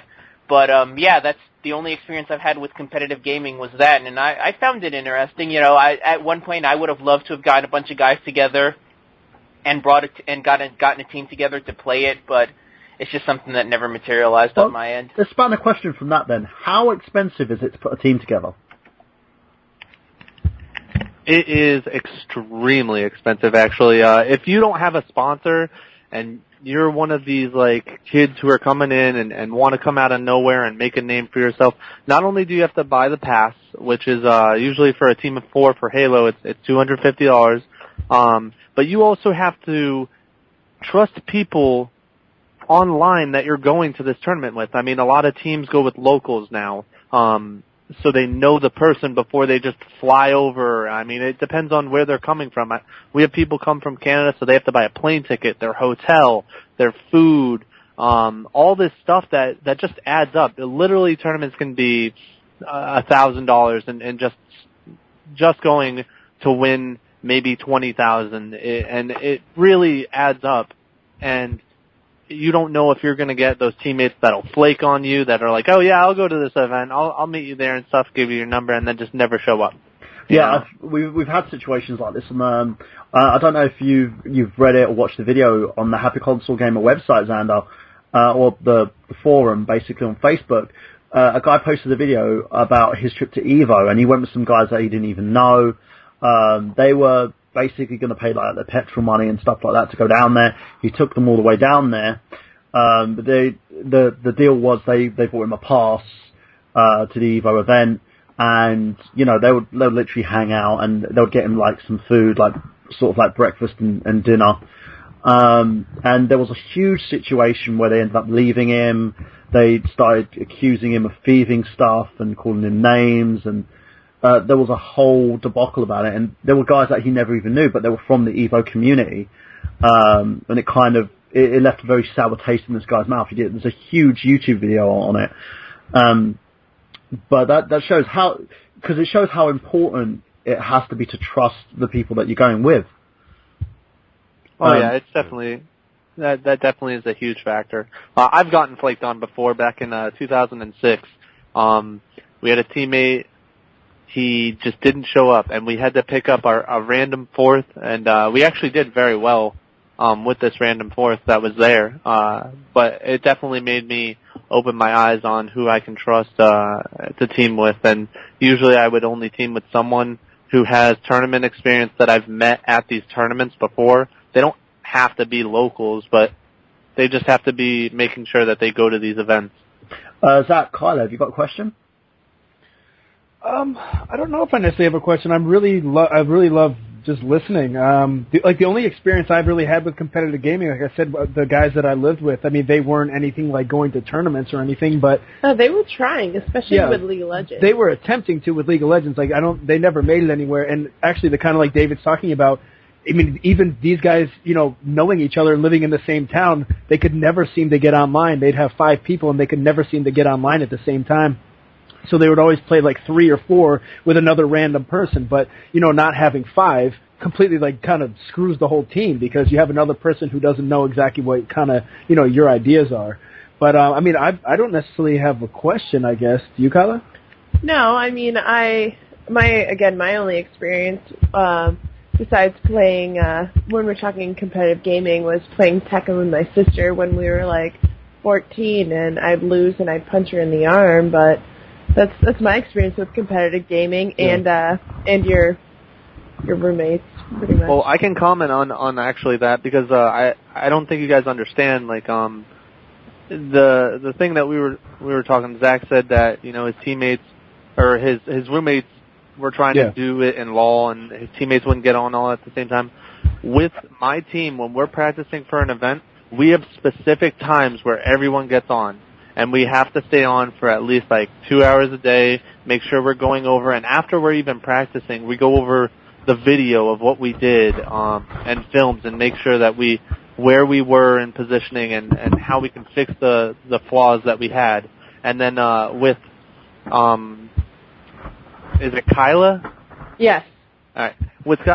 There is a lot of trash talking actually at these tournaments, where most people aren't even really focused on playing the game. A lot of the just unexperienced players, they're just focusing on talking trash. And this is a huge reason why people fail at these events.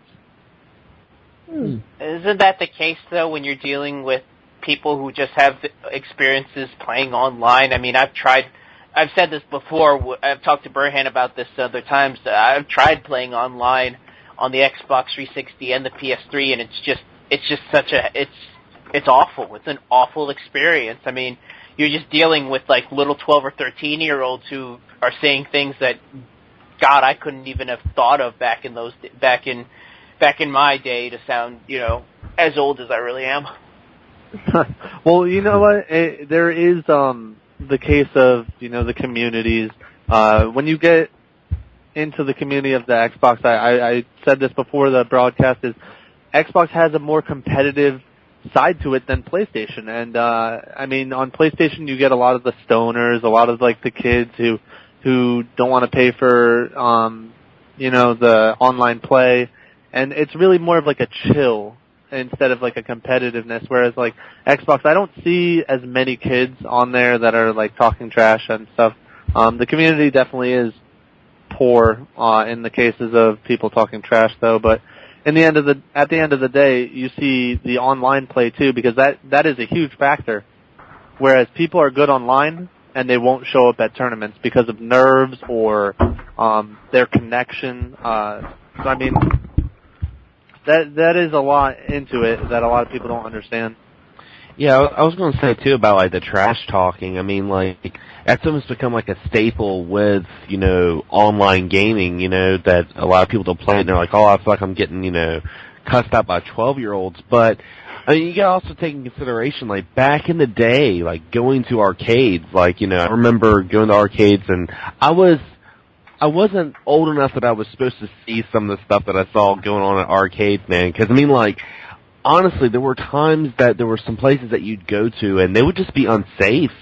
Like, you'd go there and there would be, people selling drugs or like, people actually pulling knives out to play Street Fighter 2. I mean, I've seen this happen.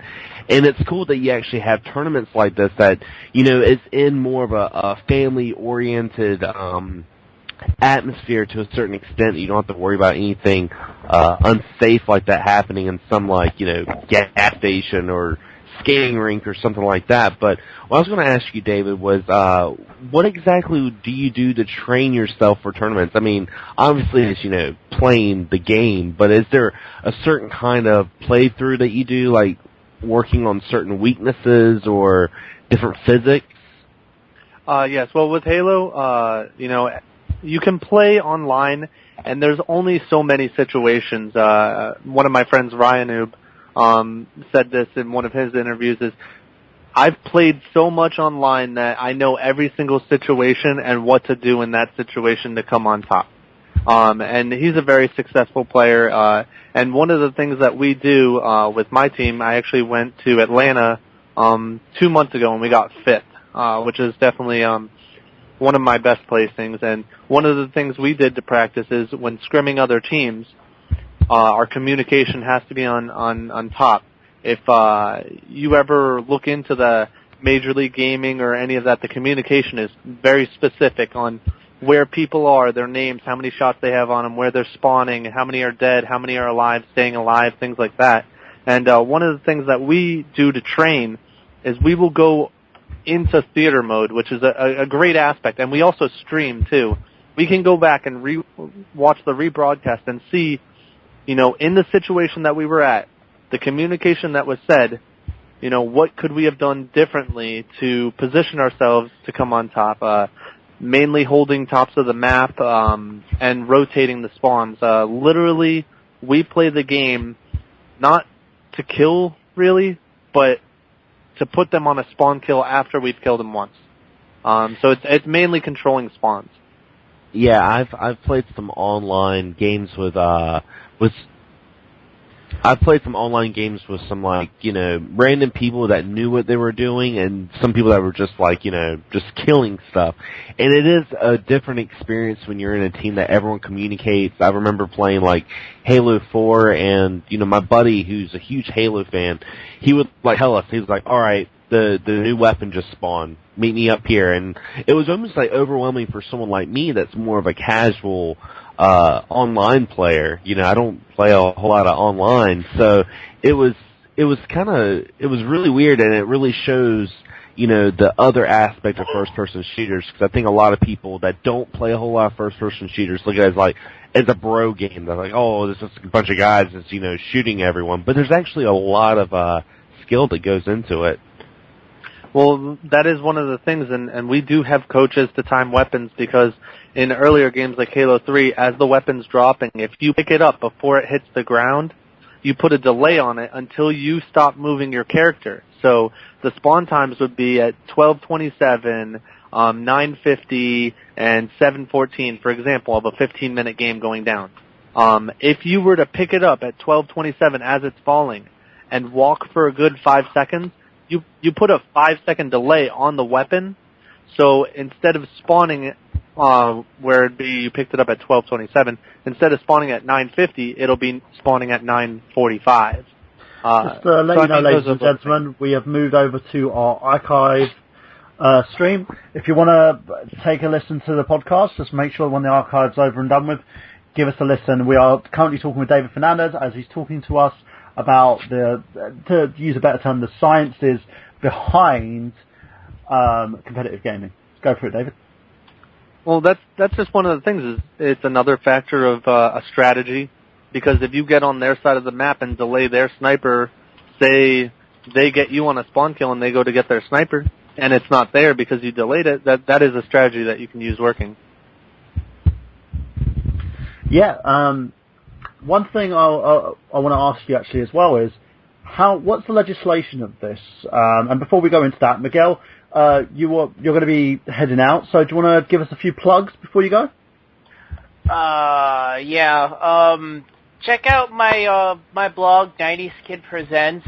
I'm still working on my next installment in my top 16 games of the late 90s article, and I was actually going to mention this to you before the show, but I'm considering maybe changing the name of the blog only because being called 90s Kid is not very endearing. I mean, I know I did it as a little nickname and stuff just to kind of stand out, but it's kind of starting to get to me. I might end up changing the name of the blog as is. I haven't thought about it, but I haven't thought about what I would change it to. But check out my articles up there.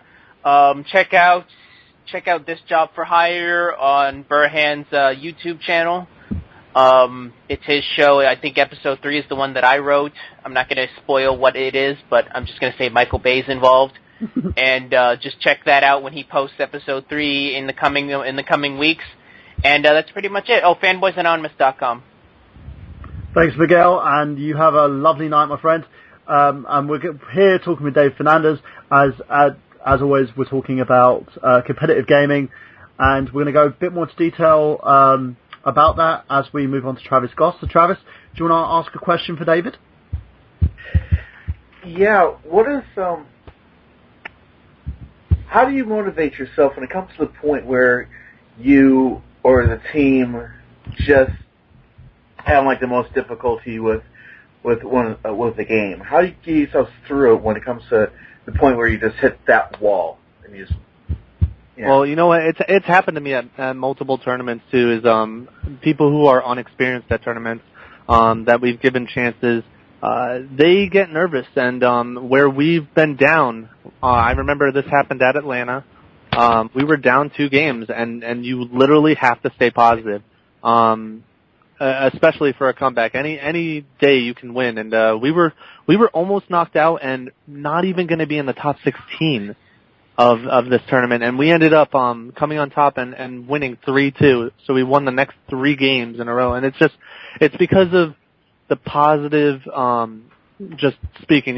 Don't get at each other's throats like, man, you should have won that individual battle, or what are you doing? Like, one of the things that I like to say is I like to pump my teammates up. Like, if they make a big play, I'll be like, oh my God, like, he is shitting on you or something, like, and I'll talk trash for them, and that makes them play better because they know that I have confidence in them.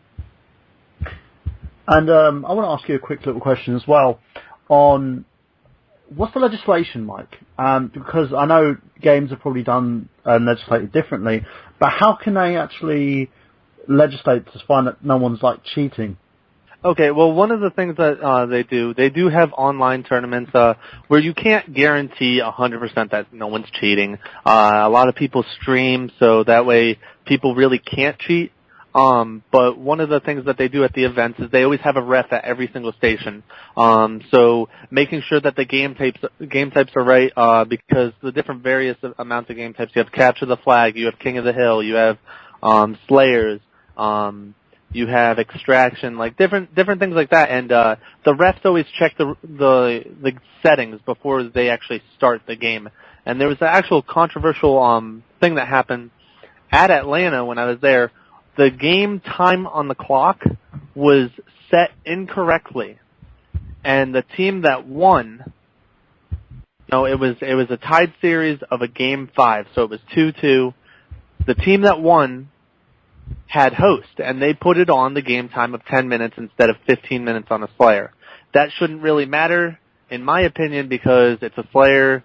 I guess it matters with weapon drops and coaching with that, and you have like a time frame of like, hey, we're down to the last minute, we have to push. But they actually restarted the game 0-0 and put it on the right setting. So that's how the legislation works. Like if it's an incorrect setting that's made, there's no way to cheat at an event. I mean, they check the controllers to see if you have a modded controller. They check those things, and you can't mod an Xbox because it's all their stuff. It's all their equipment. The only thing that you're allowed to bring is a headset and your controller, basically. Let me ask as well, what would you consider a day in the life of someone in competitive gaming? What is a day in the life of someone like that? Because, you have like certain celebrities and people in different fields who have certain regimes that they go through. What would a day in the life in a competitive gamer like yourself be? What do you usually do? Well, when I'm really grinding, and not hanging out with Sam, is like I will literally get up and I will have like rituals that I'll do too. Like if I want to have a game day to myself, I'll game from like 11 o'clock in the morning till like 3 in the morning and not even know what happened. Well, so like the little rituals I'll do is like make a big breakfast or a nice breakfast, so that way I'm thinking correctly and have coffee or, the gaming drug, the competitive gaming drug is considered Adderall. So let me ask you a question then. Do you confine yourselves to like FPSs, like first-person shooters, or do you have a broad spectrum of gaming that you actually go through? Oh, that's an excellent question, because one of the things that I thought about, and I was speaking to Samantha and my friend Scar, is with every game, because I'm a competitive gamer, I can't play a game for fun anymore. I have to make it competitive. And I played Mega Man X last night on the Super Nintendo, and I was like, I have to beat this in less than an hour. Like, I put, like, my own self, like, restrictions on what I can do. Even with Donkey Kong, I'm speedrunning it, or Happy Wars. I didn't even know I could put a competitive side to Happy Wars, but I am. And it sometimes upsets people just because they're just trying to play a game for fun, and I'm being a tryhard. Oh, I'm totally like that. I can't go to the cinema with people now because a lot of people that I go to the cinema with, because I'm an actor myself, and I also like I'm starting to go into directing now with like TV and film, and I'm one of the worst people to have in cinemas, because I'll sit there and critique every single thing, try and figure out why certain things are happening, why are actors going with certain levels of emotion, or why the character's being represented in such a light, and people hate me to the point where I'm just critiquing too much, and it just gets on people's nerves. And I can understand that totally, because your brain's constantly ticking. You've trained yourself to do things a certain way, and it's hard to switch that off. Well, it's even in like my normal day-to-day life. It's like I'm a very aggressive player in Halo, and when I'm playing like things like poker with some friends, like I find myself being the same aggressive, player that I am in Halo in poker. Like, oh, I'm all in on like the first on the flop, So I mean, it happens. Like, it's changed my way of thinking, becoming like a competitive gamer. Like, just the process. So let me ask you another little question on this. Why has it still not broken out as much as, because gaming's become such an accepted form of media now, to the point where you've got gamers who are celebrities, YouTubers have gone up to the prominence of they're making money of, say, movie stars in a sense. Why hasn't competitive gaming become a more broader and more televised sport than it is at the moment? Because you have a few channels that, if it's not a YouTube channel or a Twitch TV channel, we don't really see it much on TV unless it's, as Miguel was saying, Spike TV. Well, I think that, honestly, it's because of the fact that the competitive gaming came from online gaming where you can be at your house and play against other people, and we're only in the first decade. I mean, Xbox Live came out in, 2003? 2004? Mm-hmm. I mean, and that's really, I think, why, is because the gaming is still like a baby. It's still growing, and I think it's going to increase. That's why I think LAN centers are going to be very successful, and things like that, because the gaming industry is just, it is just starting out. I think that it's going to be our future. I honestly do. I mean, look at how much it's grown from the Atari, Nintendo and things like that. I mean, it's just unreal. Nintendo had a whole movie based on competitive gaming with the Wizard. I think everyone remembers that one. Oh yeah. Yeah. It's actually so funny because the movie itself, it was so cheesy in a sense because it was a movie based on Nintendo products. They were hawking everything from the Power Glove to every single NES game on the planet, and had this little underlying story in it as well. But it was also one of those movies where it can't be touched. It's a cult classic, especially because of the whole Mario 3 tournament that they had as well. And it was my first, I don't know about anybody else, but that was my first look into competitive gaming. Zach, you were going to say something? Well, I actually wanted to ask David a question. I don't know if you had mentioned this. You said a bunch of people, now that Halo isn't in the, what'd you call it, Major League Gaming, now that it's not in there, where are you going from here? Well, I think I'm going to be transferring over to Call of Duty a little bit. I've been playing it, and the greatest thing is because I'm a Halo pro, I can go over to those Call of Duty and play with the top tier players. And the best way to get good at a game is literally get destroyed and just keep on playing and go through it. Like, a lot of people just get frustrated and mad at the game and like, well, I'm not getting any better. I'm getting crapped on all the day and going negative and stuff like that, and in their KD ratio, and they just turn off their Xbox or their PlayStation and like, I'm done. I'm not playing this game anymore. And if you can fight your way through it, and that's literally how I got good, is one of my friends showed me, Halo, and that was my first competitive gaming, and I just got better than because I just kept on versing better people, and that's the only way to get better is just keep on playing. Right. Now, if you're going to go over to Call of Duty, are you just going to jump right in with Ghost, or are you going to pick a different one of the franchise there? Well, I am going to go with Ghost. My teammate for Halo is actually teaming with Ninja for Call of Duty Ghost, who's the Halo pro that's making about $50,000 a year. So I think I'm going to jump in and just play with them and get better, and they're going to show me a little bit of the things I need to know. I know personally I try and get local tournaments for Halo still going, and I've been a big part of that with DC Halo, and we've had over $6,000 in prizes, and we pay nothing to enter this tournament. And I want to give a huge shout out to my friend, his gamer tag's Baby Cakes, and yeah, I know, it's pretty bad, but he's helped me out with financing this for the prizes, and that's actually the tournament that Samantha went to that I posted in the Skype chat. So let me ask you, how, as a professional gamer yourself, how hard is it to get sponsors? It is, I mean, you just have to be able to market yourself, really.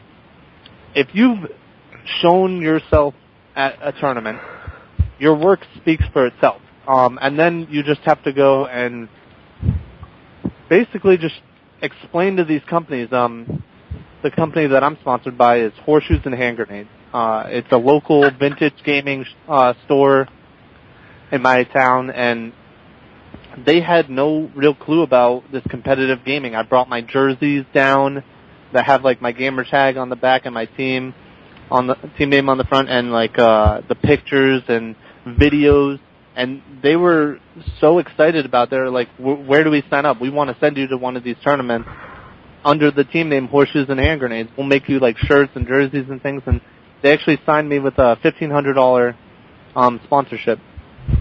Yeah, that's pretty cool. So, let's talk about the future of this. Where do you see this going? Hopefully Halo 5. Oh my god. Since the beginning of games were hard as anything. I mean, does anyone remember Top Gun?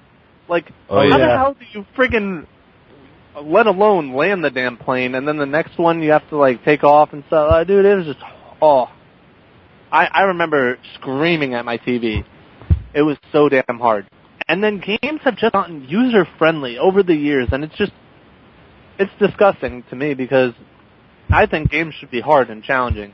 You look at the Zelda series, all the Nintendo Zeldas, Ocarina of Time, Majora's Mask, Wind Waker, and then you go to Twilight Princess. Like, I'm in that mode of, like, I have to think so far outside of the box in order to accomplish this, like, mission on where the hearts are or where the extra stuff is.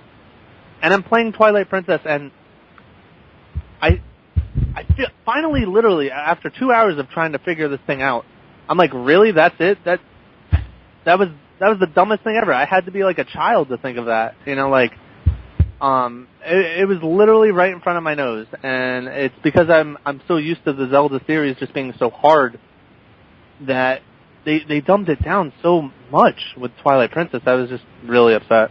And then even with, like, the Halo series, Halo 3, and then you went to Halo Reach and 4, and it just user-friendly.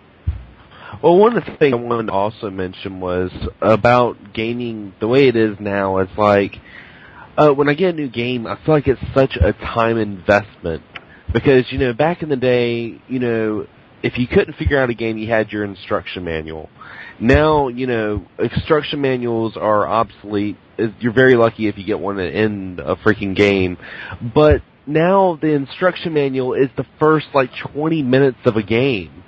And it's so degrading for someone like us that's been playing games for a very long time. And even, you know, first-person shooters, no matter what you play it on, it has almost a very similar control scheme. So it's just like, I hate starting games like, you press this button. I'm like, of course I know to push that button. I know this. I just want to start playing the game. So adding the 30-minute cutscene, the 15-minute tutorial of how to use a controller, that's the only thing I don't like about new games. I feel like it's such a time constraint just to start, where back in the day you just put a game in, you push start, and you go, you know? Yeah, Exactly. it's like they're coddling people these days, where it's like no one, like I'm in my job, my daily job, I'm like trying to help people learn how to do things, but I'm finding that no one really wants to explore for themselves and figure out how to do their job. It's the same in gaming. Like, people want to be coddled and have their hand held through it, and like the gamer, like the people who are making these games are responding to it. You know, it's like if a game isn't challenging, you're not going to continue with it. You're just going to be like, well, I mean, this is stupid. I mean, the story might be good, or it might get good ratings, but I don't feel challenged. Why do I want to play this? I remember I was at the Xbox One launch tour, and I had one of the guys come up to me. I was playing Rise, and I was figuring out the buttons myself. I was like, who needs a fucking manual? And I'm like playing around, button mashing, just trying to figure out how each combo goes. And the guy goes, do you want me to show you how to do it? And I just looked at him and went, no. He's like, no, yeah. I know. Well, I think it's a selling tactic, honestly. I think it's because of money. People make a game hard as anything. You know what? Like I said with Halo, if you want to get good at a game and you want to be one of these competitive gamers, you have to get, like, literally crapped on. and get frustrated at this game and play through it. Yeah. I remember I was playing Mega Man X, and I mean, you start off right on Mega Man X. You have to just everything flying at you and stuff, and you got good at it eventually. Eventually, you got good at it. You know, you just had to play it. Nowadays, these companies are afraid to do that because they're like, oh, well, they'll just turn off the game and return it, and we lose money. So let's coddle these people so that way they keep the game and they enjoy it, and the kids enjoy it. And I think it's really just not fair. Well, like in the new GTA, like if you fail a mission 3 times, you have the option to skip it. Why? Yeah. No. I'm okay with that. When I played Grand Theft Auto 4, there was one mission I couldn't beat, and like I tried it a bunch of times, and I would have loved the option to come back to it later. I couldn't beat it, and I waited 6 months later. My buddy came over who had beaten 100% of it, and he was able to beat it, so I could continue going. You don't return to the mission. You just continue forward and take a less percentage for completing the mission. Yeah. Well, you know what? I'd like to comment on that and things that I can't do with a game. And this is with anything. If you can't accomplish, I'll use Grand Theft Auto 3. I couldn't do a racing mission, and that was a good example is Grand Theft Auto 5, you can just skip it. Whereas, if you just play it, you get frustrated, take a break, come back to it, your brain is going to think of another way when it's calmed down and looking at it from a different perspective on how to accomplish that, and eventually you will beat it. Right. Yeah, exactly. I'm like that. I will literally go away from the game. One of my biggest achievements, and I love the game so much, was playing through Bart's Nightmare. And even though I didn't complete it, because I got totally frustrated to the point where I just ended up giving up. But when I was playing that game, there was no cuddle. There was no walkthrough, yeah, that game is hard as hell. Yeah, and you have fun for that reason. Yeah, exactly. And you have to literally just go through it.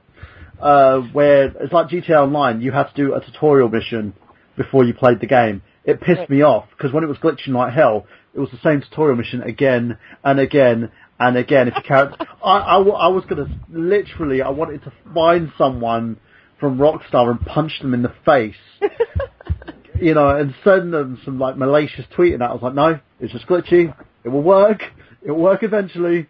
But I went through that about 6 different times, and it was literally I could tell you how to do that tutorial, without even looking. I'll be like, oh, so you go in there, you get in the car, go do the race car, and then once you've raced, you've got to go and do a job for him, and it was just like, oh.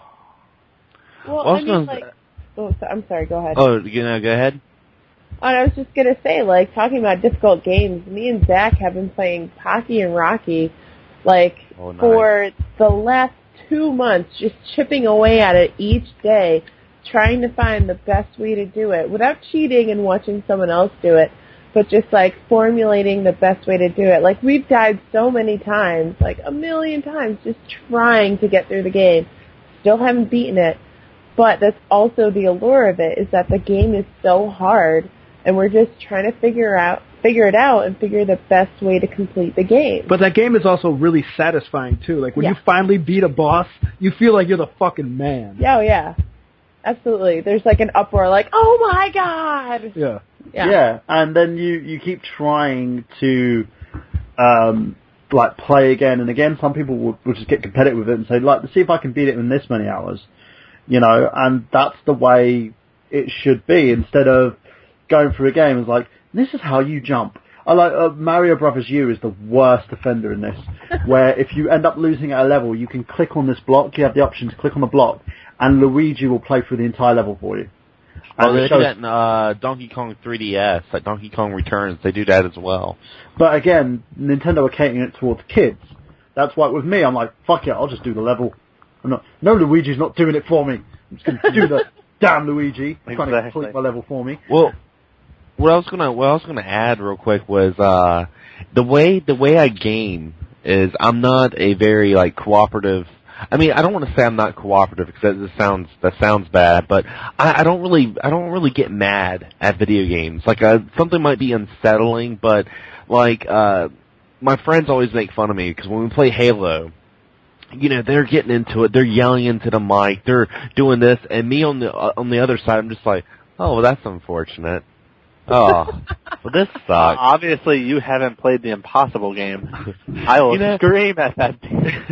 and they'll laugh about it. They're just like, Xander's just so freaking calm, and I'm just like, dude, I'm just enjoying a game. And I used to always laugh at my ex-brother-in-law because he would get so mad at games. Like I remember we were playing Mario Party. He got so mad he threw the controller and broke it. And I looked at him like, now how are you gonna play it? Good job, buddy. Now you gotta buy another controller. And he just would get so mad.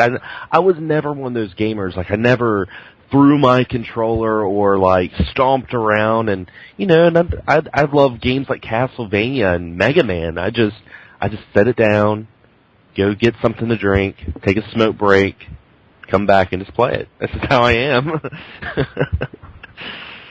But that's the only game that the only game that makes me act like a 2-year-old, honestly, is F-Zero. That game makes me so pissed off. I do exactly what you say you don't do, but only with that game. That's the only game that drives me up the wall. Yeah, I've seen him throw a controller over F-Zero. It's kind of like, what is going on?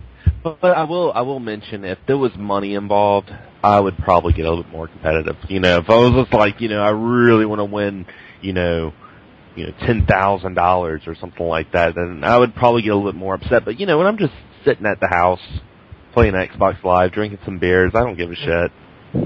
I think for me though, when there were a few missions, and so I finally actually just completed the storyline for GTA 5 today. There was one mission where Trevor is on a motorcycle, and you're trying to drive on the top of a moving train. I think I tried and failed that one mission probably 30 times, and it got so infuriating to me where I didn't want to do it. And I think it was the repetitive nature of it. It was like, oh, Kyla, you suck at controlling. You failed again. And it's just having to do the same thing over and over again is what becomes really frustrating. Yeah. I feel you know what? That same exact mission pissed me off too, and I failed it about 15 times too. So you're not the only one. I went downstairs, I ate something, I left it paused, and I came back to it. And then the second I touched that controller again, I did it first try back. It's literally use that to your advantage. I mean, a lot of people are like, "Oh, I can't be a competitive gamer. I can't do it. There's just too much better players than me." Anyone can learn aiming. It's just your reaction time. It's how you think about it. And if you've been put in all the situations, then you know it. And if you breathe, I use a breathing technique when I'm in 49 ones. So let's ask you that question, David.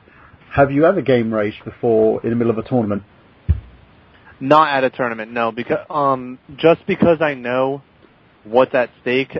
If I lose my cool, I like to be a little bit more of the leader of the team and make those big plays that matter. I've never done it at a tournament, but I've seen it been done pretty bad actually. I had a teammate that was just playing really poorly. I think he had food poisoning or something like that, and that is one of the things that is an effect at these tournaments. You're traveling, you can get sick, and that does affect how you play. But he gets so upset because he was just not holding his own weight, and we basically lost because of him, and he knew it, and he literally almost got into a fist fight with one of my other teammates. Was he being a distraction? Was the reason why you guys lost, or was it more the fact that he just because he was slipping, it was letting the rest of the team down? I think it was his disappointment in himself that he had to find a way to blame someone else to try and not make it in his own mind. He was nervous because he was, we did take a chance on him. He was definitely way better online player than in tournament. I think the nerves got to him. He wasn't feeling well, and it definitely he crumbled under the pressure, and we didn't do well because of it. I think it's more the fact that as well he's a as you said, it could be the social situation. It's a different, a varied situation in comparison. So going on to that, last but not least, I want to ask you, like, just to sort of sound this topic off. If you were promoting competitive gaming, what would you say to someone who has no idea about it, like a kid, if you're trying to sell this to them and say, look, you need to get into this because... Okay, one of the things that I would let them know is, you can make a living off of playing video games. I mean, how cool does that sound? Like, I can win millions of dollars sitting at my house playing video games? Like, where do I sign up? And that's one of the things that a lot of people just don't understand. And when I have my locals that I talk to and things like that, they want to be at the level that I am. And I have a lot of people that just want to play with me because if they play with me, they're thinking they're going to get better. And they do. I've made a lot of people better at, the game just because of the way that I'm changing their thinking. And if I'm selling it to a kid, I'm like, listen, you need to do this because I'm not asking you. It's more of telling you need to do this because this is the community. This is what it is. And explaining it to the parents, that is a huge problem. When I was like 15 trying to go to these tournaments, I had to explain this to my parents, like, hey, can I have like about $600 to go to this, fly to New Jersey and stay at this hotel and play video games? Like, how am I going to explain that to them? They have the videos on YouTube. You can look up Major League Gaming and see what that is about. And they have like little montages of these people holding up checks of 100,000, 500,000, the crowd screaming and yelling when a play happens. I mean, it literally gives me chills every time I watch like main stage montages or anything like that, like any commentated gameplay at tournaments that are in the nearer rounds to the end. I mean, it literally, I can just show montages to the people, and that'll show them, like, listen, this is an awesome industry. You have to get into it. And last but not least, do you want to plug your Twitter and everything, and let us know what you're going to be doing next? Well, one of the things I am going to be doing, I will be playing with anyone that wants to play Halo, any of the Halos that are online, Halo 3, Reach, or 4. If you want to play, I'll play with you, don't care. Just add me, it's Riot Space Shock. And then add me on Twitter, follow me, I'll follow you back at Riot Shock. The thing that I'm getting ready for next, I do have that $1,500 sponsorship from Horseshoes and Hand Grenades. I'm hoping that MLG picks up Halo. They did. Sundance DiGiovanni mentioned, he's the commissioner of MLG, mentioned in a tweet, he said, I'm sorry that this has happened to you guys. We'll see what we can do. And then he hashtagged Halo 3. So that was when they were making a lot of money and sponsors with that. So hopefully that comes back. Okay. Now I think we'll move over to plugs for the rest of the guys. And thank you, David, for being on today, because this has been sort of an enlightening show. I don't know for everybody else, but for me, this is something that's very, very new to me, in a sense. Even though I've known it exists, but I never knew it existed at the level that you've actually presented it at. And hopefully we can actually find a lot more from you. As I said, plug you away your YouTube channel. We'll give you a little bit of promotion on the I Got Gameplay Facebook page as well. Because it's been very interesting, and especially knowing that there's stuff to this level out there, it's amazing. And I think with you usually have those people out there who says, "Oh, you need to find a real line of work." There is no such thing as a real line of work anymore because everything's relevant now. As you said, competitive gaming has become a line of work for people. People they earn money and they win prizes at this sort of stuff.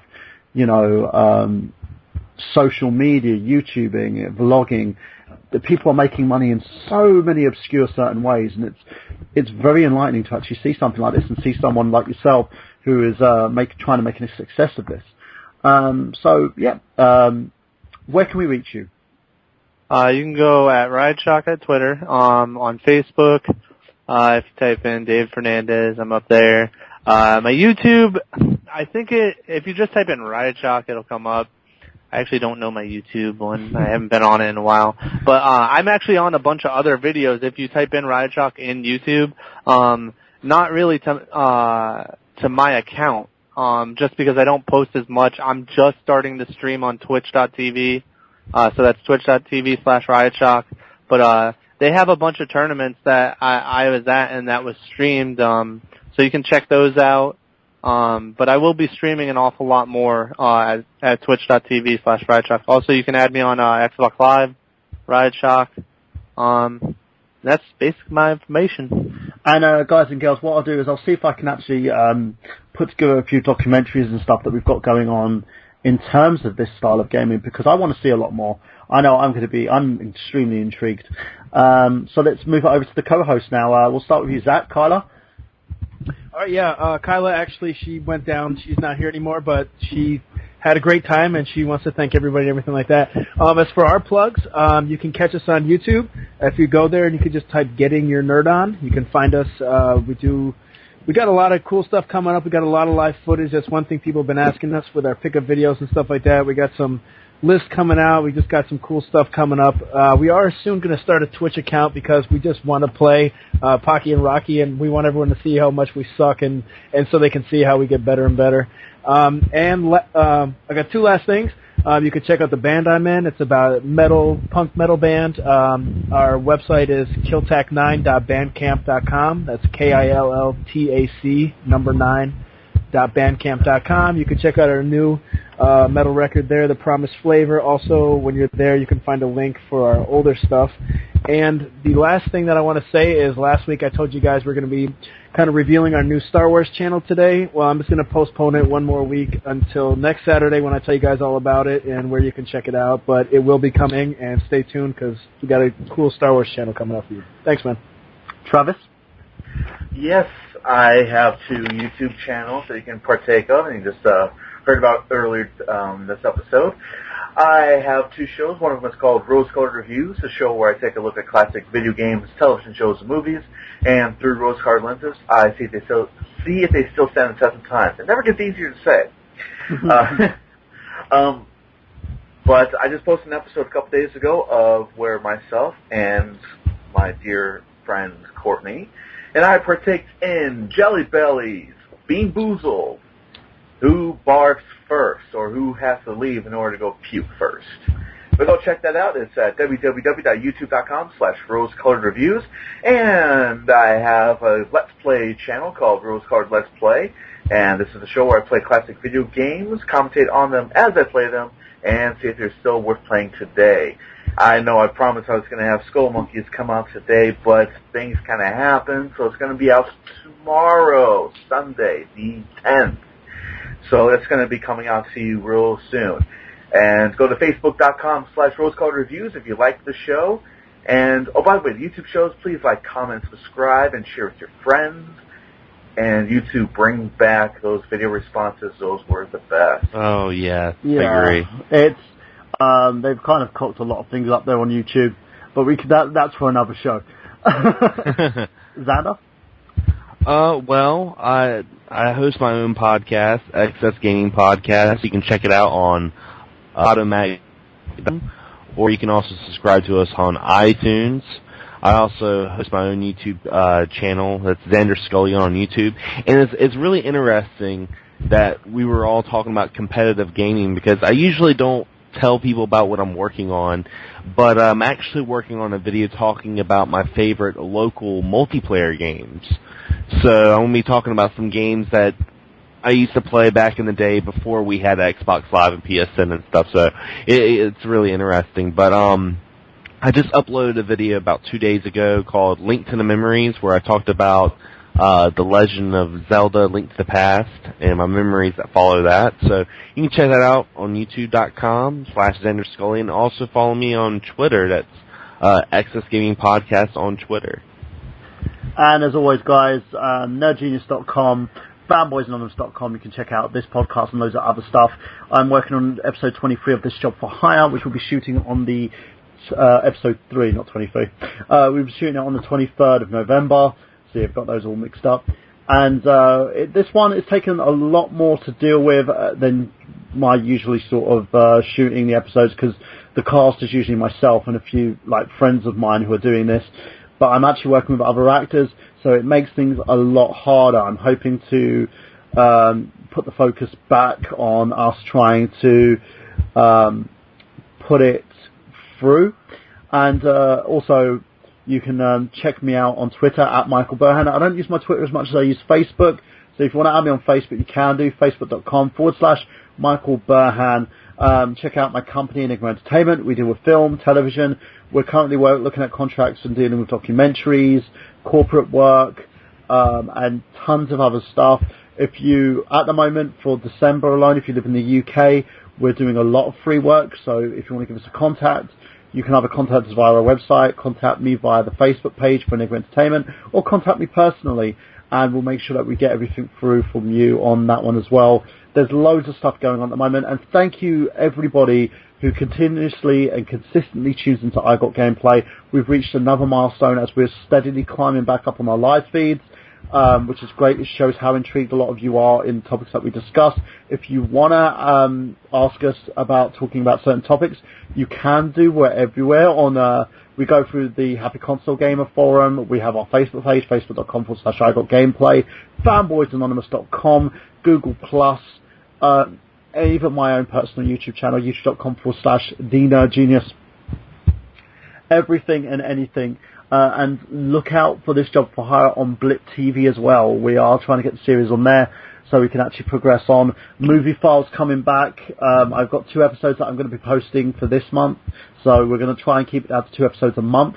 When I was consistently doing it before, I found the quality was kind of diminished, so I want to actually like tone it down a bit and do some spectacular work using what the Movie File stuff that we're doing. We're not going to act with it. We're just going to, review, criticize, and get as many gags out there as possible.